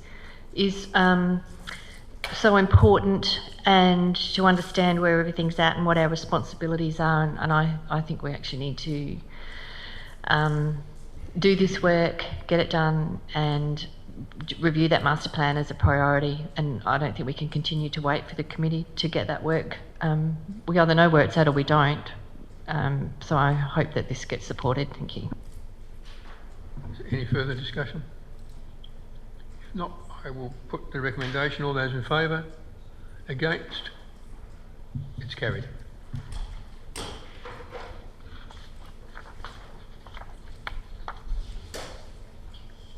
Eight 8.11 is the draft annual business plan and budget, the 2024-25 roadshow dates. Nigel will just speak to this first. Through the Chair, I'm just requesting one change to the recommendation there, that the Northwood one is moved from what we had previously from 3:30 to 4:30 to be 6:30 to 7:30 at night. The reason for that is that there is a conflict that we're going to do the Goolwa Oval opening earlier in the day, and I've also been getting feedback that it would be good to have one session after hours as well. We did have them between 3:30 and 4:30 because that was based upon feedback we're getting during the village conversations that more during the day was palatable, but I also understand that a night session would also be good as well. So therefore, I'm suggesting that, well, I've got that change on the screen now. No, sorry, I've just got a question afterwards, I'm sorry. I think that's really great that there is an evening time. If I understand this correctly, this consultation is not ward specific. This is on the whole budget because we have an opportunity for questions and answers from the community, because this is the budget can't be looked at in isolation of within wards, because it's a whole budget conversation that I think we need to have with our community, especially in the current financial environment that we're in. So my question, I support this. I'm glad there's an evening session that anybody can come to. You don't have to just be in the North Ward, as I understand it, but will there be Q&A, and will this be a holistic budget session and people will have the opportunity to engage, not just be presented to? Through the chair, similar to last year, we had the 6 sessions throughout the community. We did the standard presentation to all 6, but then we just tailored it at the end to say, these are the projects surrounding you. So we'll probably do the same this time around. In the major component of it will be explaining exactly what is going on here, the differences with depreciation and so on, but we'll also just tailor it a little bit to where we're at the time. So anyone can attend any session and get the main point of view. Councillor Scott, is there a seconder? Oh. Councillor Maidment. Now, is there any discussion? Scott? I'd just ask a question, if I may. Looking at West Ward, the only meeting is going to be in Port Elliot, and considering the length of West Ward, I'm asking, would it be fairer for it to be in the middle of West Ward, say at Mount Compass, rather than the Kaipo people that are perhaps not often considered, allegedly, or no, I will draw that may feel that they are being overlooked, that it's centric to the south coast. Could there be one at Mount Compass, perhaps? Can we just stick with the question, please? Thank you. Well, I'm trying to. It's a bit wobbly, but I'm getting there. No. Through the chair, Port Elliot was selected just because that out of the Westward towns we had village conversations at it had the higher attendance, so we kind of wanted to go in that direction. But if someone wanted to move in second a different location or amend the West Ward, administration, as long as we can find a venue available, it's up to you where you want those sessions held. So is there any further discussion? Councillor Thornton. Can you remind me of the time of the last lot of conversations? Like what time was that at each? Through the chair, if you're talking the budget meetings, we did do them after hours, but then we found when we did the village conversations, we were opening it up in the afternoon and taking it through to the evening, and the majority of people were actually coming in the afternoon and not the evenings. Yeah, so I'll just make comment now. I think it's great. I think maybe a 4:30 to 5:30 might have been more appealing, especially to the working folk, but hopefully they can make it anyway. Any further discussion? Councillor Maidment. So it would be incumbent upon us to try and get all three, to get the feeling from right across the region. And those Monday ones you have, would there be would there be a council workshop after that 5:30? A briefing session? Yep, through the chair, if I may. There are briefing sessions scheduled. One of on Monday the 13th, I think we've got a Frawa briefing session scheduled. There is a council briefing here at the Goolwa one, and then when we've scheduled the Port Elliot one, there is information briefing currently scheduled, which was going to be a Frawa briefing. Well, that's fantastic, because that means that if we're coming here to a briefing, we might be able to get there at those particular times you've got there. So well done. Any further discussion? Councillor Scott. Yes, on reflection, look, I take on board what our staff have said, because those sessions last year were extremely good. But I'm going to move that. Not going to move anything. You can request a variation to it. Beg your pardon. Sorry. Or you can move an amendment, but you're not. But it will be a variation because you're only changing the time if it's what you're going to do. Yeah, we'll call it a variation then. But I think that it is not unreasonable to have the West Ward one in the middle of the ward and as an evening session. A lot of people are going to be working at 3:30 to 4:30, and I just think it's unfair if we do that and then down at the bottom end of the ward. So you might as well forget anyone north of Mount Jagged, really, or much further than Crow's Nest probably, because they'll probably be working. A lot of people will be working, and also I just think I need to stick up for our people at the north end of our ward. So my variation request is that it be at Mount Compass, subject to availability, at an evening time. Well, it'll be 6:30 to 7:30 is fine, but I think that is then being considerate to everybody in the ward. So is the mover and seconder, Councillor Miller and Councillor Maidment, you happy with that change? Yep. Okay, that's fine. Oh, yeah. Through the chair to Tash, but it's not really right. But aren't we going to be back in here at 5:30 on that Monday the 27th for a information session? So we've got to get back from Mount Compass to here. Should we be changing that time a little bit more, do you think? Well, Council have now suggested that it will be at 6:30 p.m, the budget roadshow session. So we would need to look to reschedule that information briefing session because it's going to clash. We can do that. Or potentially we could work with Farrell maybe to do an earlier session, or leave it with us. We'll work that way. Any further discussion? If you speak, you'll close the debate. Question? My question is, the South Ward one, if there's a briefing at 5:30, what do we do between 4:30 and 5:30, those of us who've travelled down to the South Ward?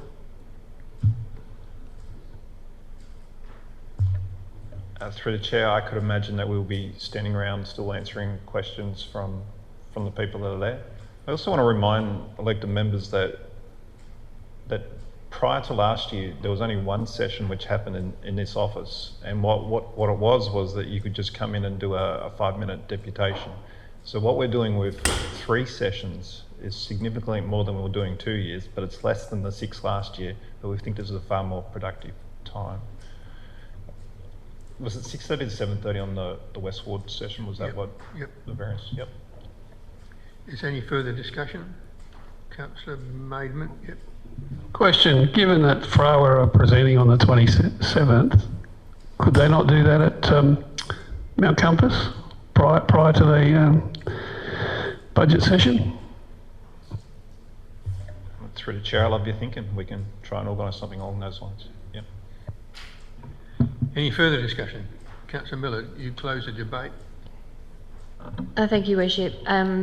Yes, I do acknowledge that this is a really good alternative to doing so many roadshows. Whilst that was great, I think this is a measured approach and a much better use of our resources, and I hope people take advantage of it. Thank you. Close the discussion. I'll put the recommendation. All those in favour? Against? It's carried unanimously. 8.12 is the Local Government Infrastructure Partnership Program, Strathalbyn Streetscape, stages 3 to 8. Sign and seal the grant deed of variation, and there's a recommendation there before you move. Councillor Oliver. Second, Councillor Maidment. Is there any discussion? If not, I'll put the recommendation. All those in favour? Against? That's carried unanimously. Item 8.13 is a confidential order review, various items, and there's a recommendation there with 18, is there 18? Yeah, 18 and plus 2, yep. So all of those items to be retained in confidence. Is there a mover for that, Councillor Oliver? Seconder, Councillor Gardner. Any discussion? Put the recommendation. All those in favour? Against? That's carried unanimously. 8.14 is a delegation updates for 2024, and there's a recommendation there with 2 dot points. Moved, Councillor Oliver. Seconded, Councillor Livingston. Any discussion relating to that? Not. I'll put the recommendation. All those in favour? Against? That's carried unanimously. 8.15 is the Chief Executive Officer's report. There's a recommendation there that the report be received, and also that we approve CEO's leave. Moved, Councillor Oliver. Second, Councillor Maidment. Any discussion? Councillor Gardner. A question, Your Worship. To the CEO, I've noticed that you've had 4 meetings in 1 month with Oscar W.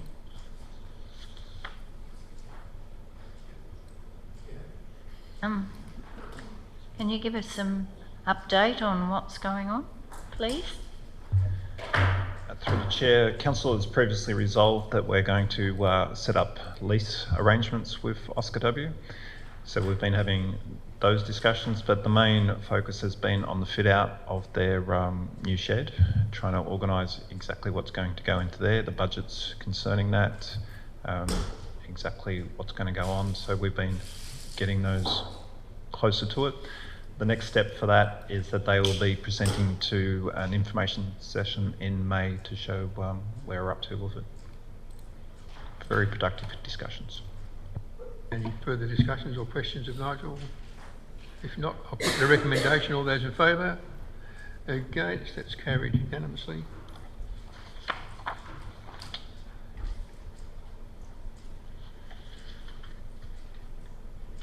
So 9 is council member reports. 9.1 is the presiding member's report, which is my report for March. Is there a mover for that? Councillor Livingston. Second, Councillor Oliver. Any questions or discussion relating to that report? If not, I'll put the recommendation. All those in favour? Councillor Scott. We're moving. We haven't done it yet, so I just want to, does this include members' updates or not? Not yet. No, sorry, thank you. Is any discussion or questions? No. I'll put the recommendation. All those in favour? Against? That's carried unanimously. 9.2 is the council member activity report. There's a report from Councillor Gardner for March, and there's also a request that Councillor Gardner be extended absentee upon leave for the dates written in there. So is there a mover for that? Councillor Maidment. Seconded, Councillor Livingston. Any questions or comments or discussion relating to Councillor Gardner's report? No. Are there any verbal updates members, including Councillor Gardner, would like to make? Councillor Scott, if you put your hand up. Yeah, I just want to report that I went to accept the invitation to go to the native vegetation. There was a dinner the night before, but importantly the meeting in the afternoon last Wednesday, and it's the start of a whole series of visits that the Native Vegetation Council are going to make around South Australia. They're going to do 2 in a year and gradually work their way around South Australia. They came down and in between their meetings they inspected a number of sites. They went to Deep Creek and a new piece of new property that the Victor Harbour Council just purchased on Wagon Road near Tock H, if you know where that is, the back of Victor Harbour. There were some interesting comments that were made, and some quite frightening ones really, and in particular, unfortunately, in my haste, I've left my notes behind, but I took several notes. But we have an amazing extinction rate in Australia, and particularly South Australia, and a lack of vegetation. And there needs to be, in the ideal world, 30% of vegetation on across the country to maintain habitat, maintain species. And to do that, they estimate it will cost 940 million a year to make that happen across the country. And that is, of course, out of everybody's sort of reach, but that is what's required. And they are looking at and creating opportunities for farmland to be turned into not just shelter belts, but reserve areas, and the old traditional heritage agreements. But there's a new one where you can apply and get part of your property. I did suggest that I made an observation that in Alexandrina, about the farming land in Alexandrina is generally, for what we worked out, owned by about 10% of the population, which means that 10% will be doing and providing the opportunity for the other 90%, largely speaking. But it was very interesting. Councillor Marilyn Henderson from the Victor Harbour Council is the state chairman of the Native Vegetation Council, and seems to be right on top of it all. And I was quite heartened by just what I saw and what they were endeavouring to do. So that's a brief snapshot, and there was only Councillor Gardner and myself from Alexandrina Council there. Any others? No, so I'll put the recommendation to you. All those in favour? Against? It's carried unanimously. Item 10 is section 41, committees and advisory panels, minutes and reports.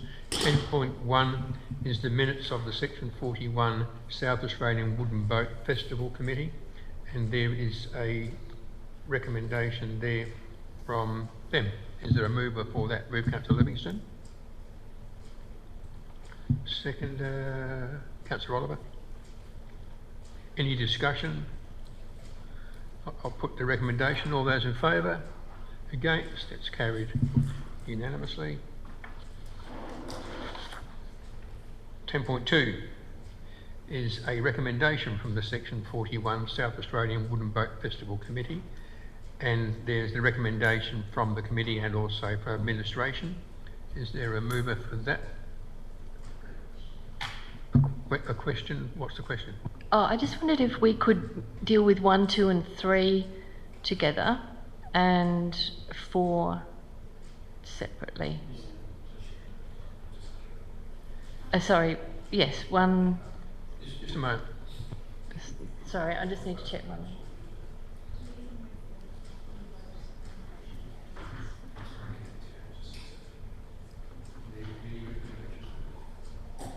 If we do the committee recommendation first, not the administration one. Excuse me, we're not in an informal discussion, we're in a council meeting. Councillor Miller? I beg your pardon, Your Worship. Yes, we're just dealing with the recommendations from the committee, or noting their resolutions. Sorry, I'm happy to just note them. You're moving that? Yes.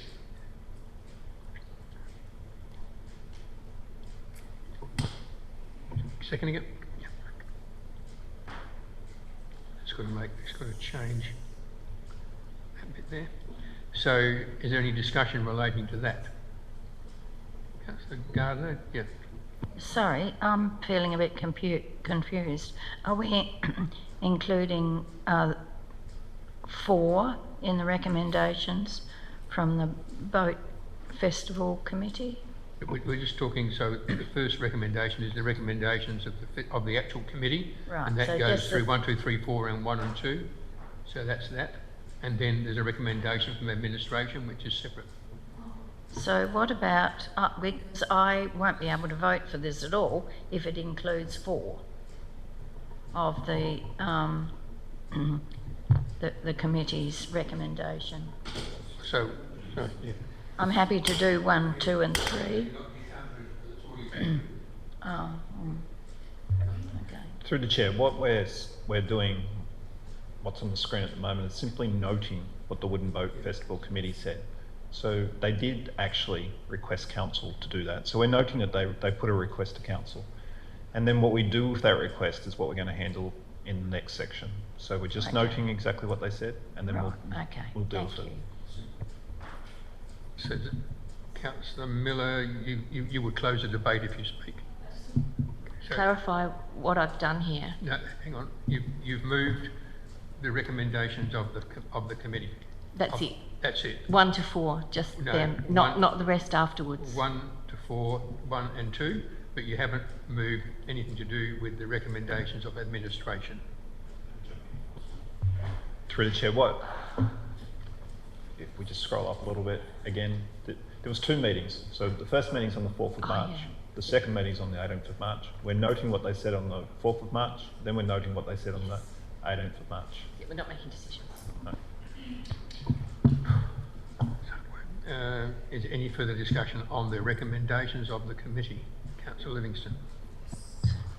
I just want to emphasise the acknowledgement of the work and contribution of Stephen Conway.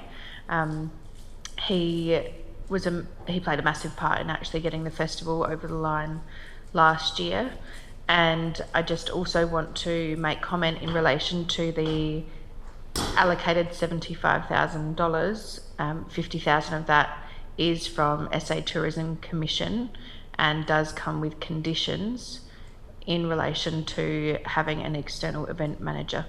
Thank you. So is there any further discussion on the recommendations?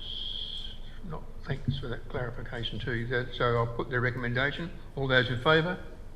Against? It's carried unanimously. So now we go to the recommendation of administration. Councillor Livingston, you're moving that? Your seconder, Councillor Oliver. Is there any discussion? Councillor Gardner. I won't be able to vote for this because it means that we have to find funding for the external event manager. The funding is incorporated in the grant from SA Tourism. So we don't have to. Sorry, Councillor Livingston, that's what you said, wasn't it? 50,000 and 20, I understand, correct me if I'm wrong, that 25,000 is already allocated. Yep. So how much do we need to find, Your Worship? We don't need to find anything. We've already got 25,000 allocated and there's 50,000 coming from SATC. Thank you. Councillor Miller. Thank you, Worship. I would like to, I don't know whether to do this as an amendment or a variation. I have no issue with any of 1 to 4, but the terms of reference for this committee says that there'll be an expression of interest called for community members, and I did send through some wording that I would like to see added. So I have no issue with Mark Harvey being appointed. I just think it should be interim, because we're going to go and do an expression of interest and encourage him to submit his expression of interest. Otherwise, we're just not doing what our terms of reference says. So it doesn't change anything. It just adds in the words as an interim community member, so that and until such time as the formal expression of interest happens. So the move and second are prepared to have that? A question? Yep. If we can have clarification from administration in terms of this point, because it was a point that we have raised at the committee meeting, hence why we had the recommendations how we did. Please. Through the chair, when reading the terms of reference, it does say that appointments will be made after you advertise, and that's the same for the chair. And so this would actually follow what the terms of reference says. So it is also the council that makes the appointment. I note that the committee did say that if we scroll back up, it said that the SA Wooden Boat Committee appoints Mark Harvey. Well, actually, the committee can't appoint Mark. It's only the council that can do that. So it was a recommendation that we did. It's a bit of a splitting hairs. It's a recommendation, but Mark Harvey's been involved with the committee for a long time. It's not like he just turned up 5 minutes ago. He was extremely active in the last Wooden Boat Festival and put a lot of work into it. And I'd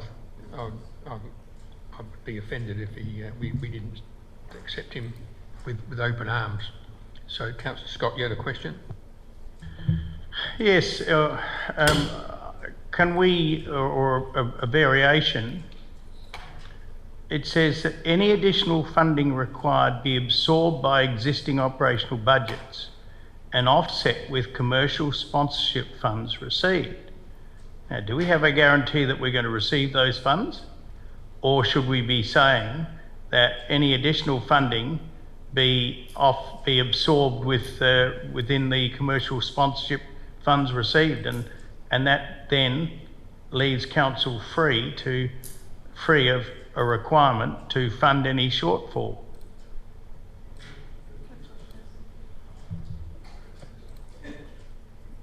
I'm going to attempt to answer that one. You're going to have to appoint an external event manager.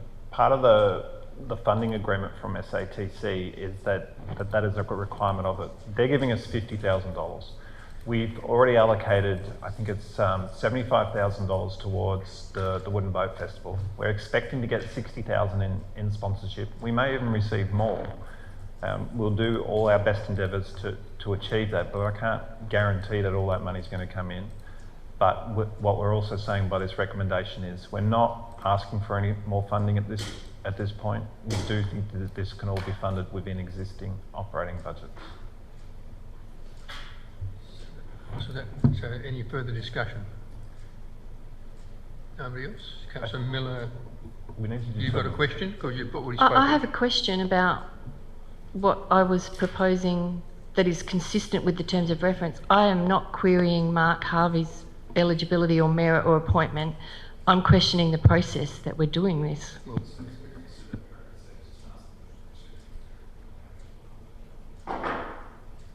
So if you look at the bottom thing on the screen now, the additional wording to that point, the mover and seconder happy to include that?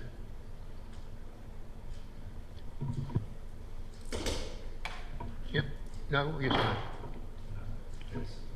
Peter says no. Yeah, I agree with you, to be honest. But so no. So that's that. So we continue on with the discussion. Is there any further discussion? Councillor Livingston, you'll close the debate. I think I've already mentioned Mark's contribution has been exceptional, not just as a member of the committee, but also the way he supported our VIPs at the last Wooden Boat Festival and his wife. And he's just a very, very devoted and great supporter of the festival, and he should be commended. But Councillor Livingston, you wish to I just want to add a few more comments to what I've already said in relation to the funding and the appointment of Mark Harvey.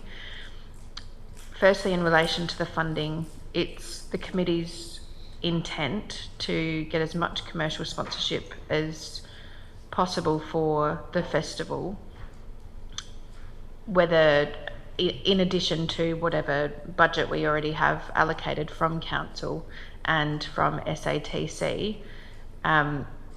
And then in relation to the appointment of Mark Harvey, I just want to reiterate that the minutes from the committee reflect what the position was after receiving administration advice, and I don't want it to be seen as we've done the wrong thing by not following our terms of reference, because that was a large consideration that the committee had.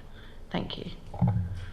In the discussion, so I'll put the recommendation. All those in favour? Against? Against? It's carried unanimously.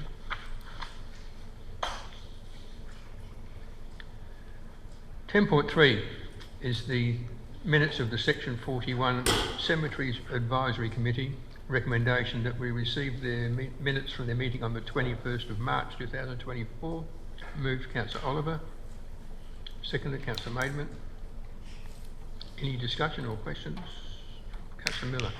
I just have a question about the reference to the Woodchester Cemetery and a rainwater tank there.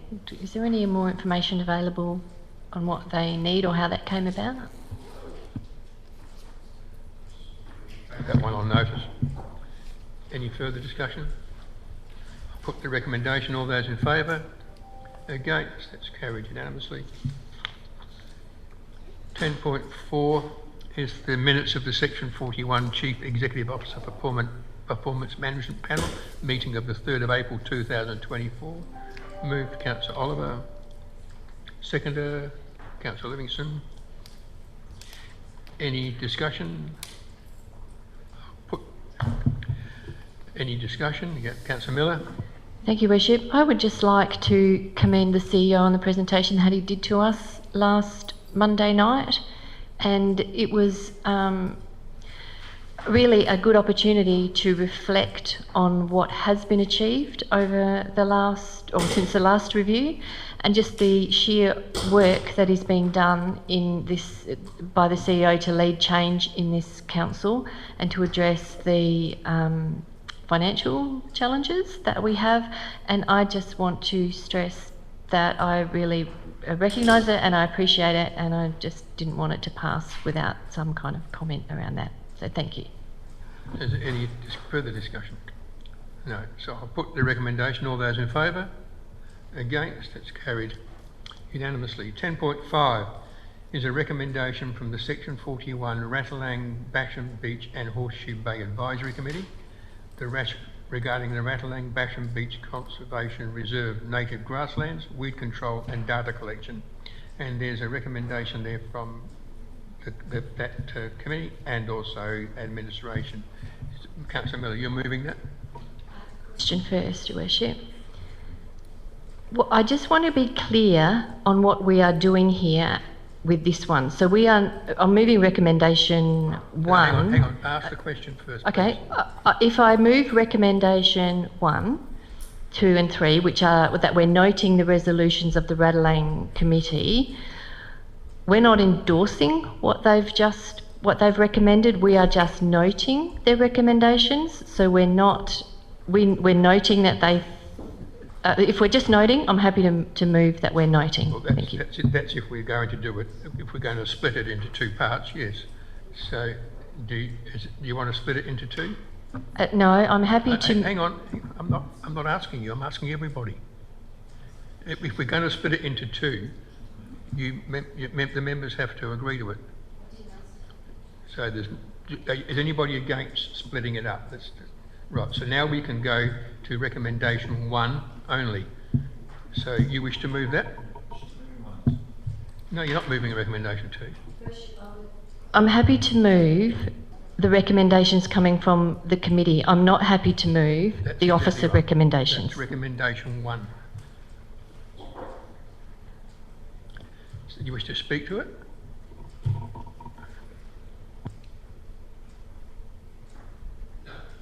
Is there a seconder? Councillor Nicholson. Is any, you want to speak? Yep. Thank you. This was a really productive meeting of the committee, and these recommendations came out of some robust discussion and prioritising, and we had good attendance at this meeting, as the minutes reflect, and I'm really pleased to accept these recommendations. Thank you. Is there any further discussion? Councillor Miller. I have a question. If you've got a question, if you speak, you'll close the debate. Just a question. So I note that there is no recommendation about the prioritising of within the master plan. So I just want clarity that even though the committee has recommended it, we are not, by noting this, making them think that we've agreed to let them reprioritise things within the master plan. Through the chair, that is correct. They're letting us know what they feel needs to be reprioritised in the master plan, but at the end of the day, it is the council decision on what the master plan is, and there's no resolution before you tonight to change the prioritisation of the master plan. We will be bringing the master plan to council in the future where that exact prioritisation will occur. We may note at that time what the committee suggested, but that is just a note. So is there any further discussion? Do you wish to use your right of reply on this one? No. No. So I'll put the recommendation. This is recommendation 1. All those in favour? Against? That's carried unanimously. We now move to recommendation 2. Moved Councillor Oliver. Seconded. Anybody? Councillor Nicholson. Any discussion? Councillor Gardner. Bishop, I understand there's been management plans, one of 1995 and the more recent one of 2018, which talks about the importance of maintaining heritage farming land in that area. And I understand that the amount of that heritage farming land has been reduced again to 14%. So I guess my question is, how can we, are the management plans still in place, and do they actually mean anything?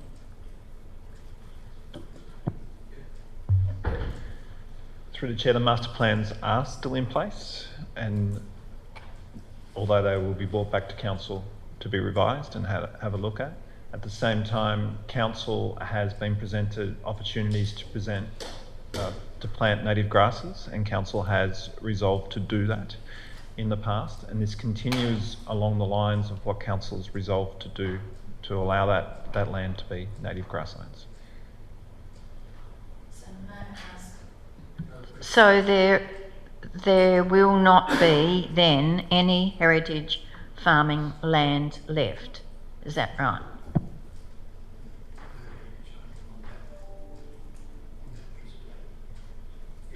Only on that piece of land, because there is other land around it, but just that particular piece. No, I was just about to clarify, but that it would only apply to that piece at this stage. So, is there any further discussion? Councillor Miller. I get really confused when we talk about Ratalang and what our role is and what the committee's role is, but I don't recall council members having been provided with a copy of the document tabled by Callum Dennis at the 15th of February Ratalang Basham Beach meeting as a motion without notice, and that document was the Ratalang Basham Beach Conservation Reserve Restoration of Native Grasslands 2024 proposal, prepared by Seeding Natives Incorporated and given directly to a committee member. In fact, I can't vote on this until I see that document tabled at a council meeting, because what this, I feel, is doing is moving this little project along by stealth. And this was meant to be a $30,000 budget allocation. There was meant to be there was harvesting of seeding. You know, I really am confused about the status of this this project, and it's now come in, it's been broken up. I want to know if this proceeds, who would own the data collected, because we haven't even issued a tender for the native grassland restoration. So I'm really uncomfortable with this, and I'm actually asking that this not be put to the vote until we receive or have tabled that piece of information that the committee's had. But people seem to provide information to the committee without going through council. So I'm just simply asking for more information, and I'm unable to vote on this because I don't understand what's going on. You will have to vote either for or against it. But is there any further discussion? Councillor Scott. Yeah, look, this is... hang on, Councillor, have you finished your question, or what you were talking to it? You weren't questioning. Well, I'm saying that until that information's tabled, I don't want this put to the vote. Well, and I think I can do that. It's already been moved and seconded. Yes, but I don't want it put to the vote.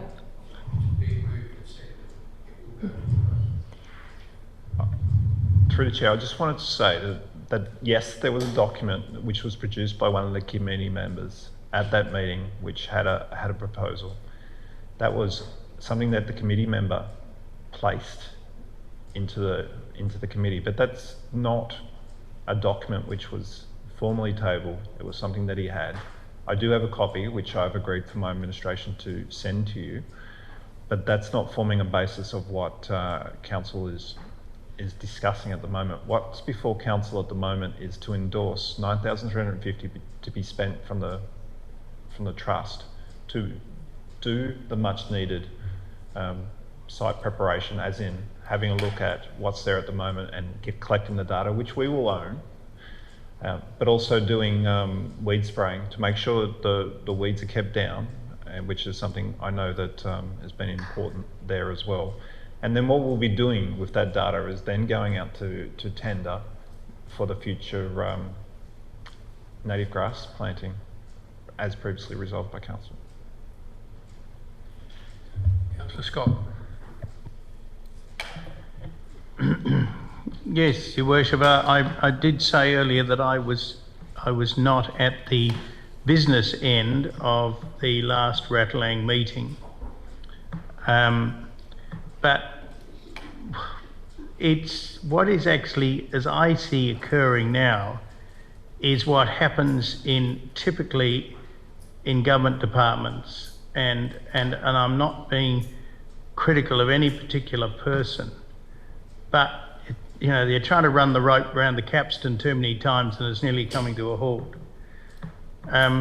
We're heading towards the winter and the planting season, at a speed like an out of control train, and we're still debating about this sort of thing, which should have been sped up, expedited, so that if they're going to plant it, they get in and do it, not wait. If we go and wait again, we're nearly into May, in a fortnight will be May, and it's just getting bogged down. And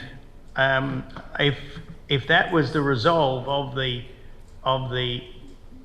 meeting, as I said, I wasn't there, then the organisation is there to advise. We've been through this sort of thing before. We set up these committees and then we're not happy with the advice that they give us.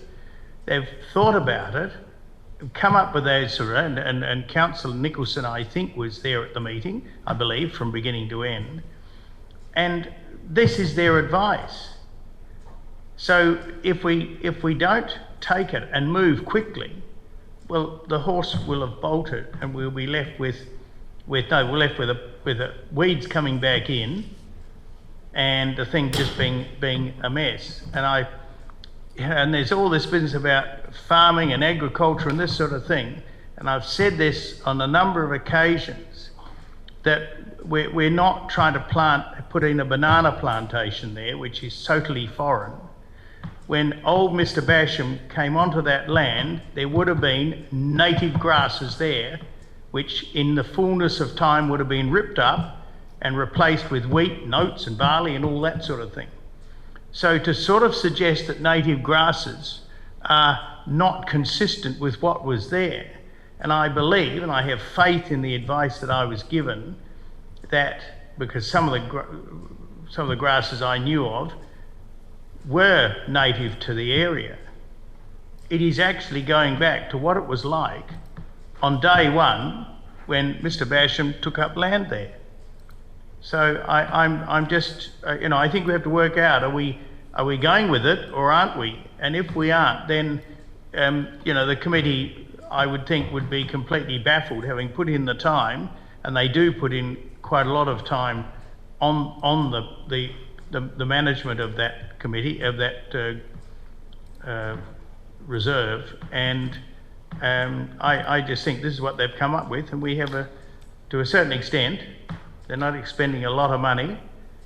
We have a responsibility to go with them, or else the whole thing will be a failure, potentially. Is there any further discussion? Councillor Oliver, did you wish to open up? So I'll put the recommendation. All those in favour? Against? That is carried. So we go now to... So we go to item 11, which is confidential items.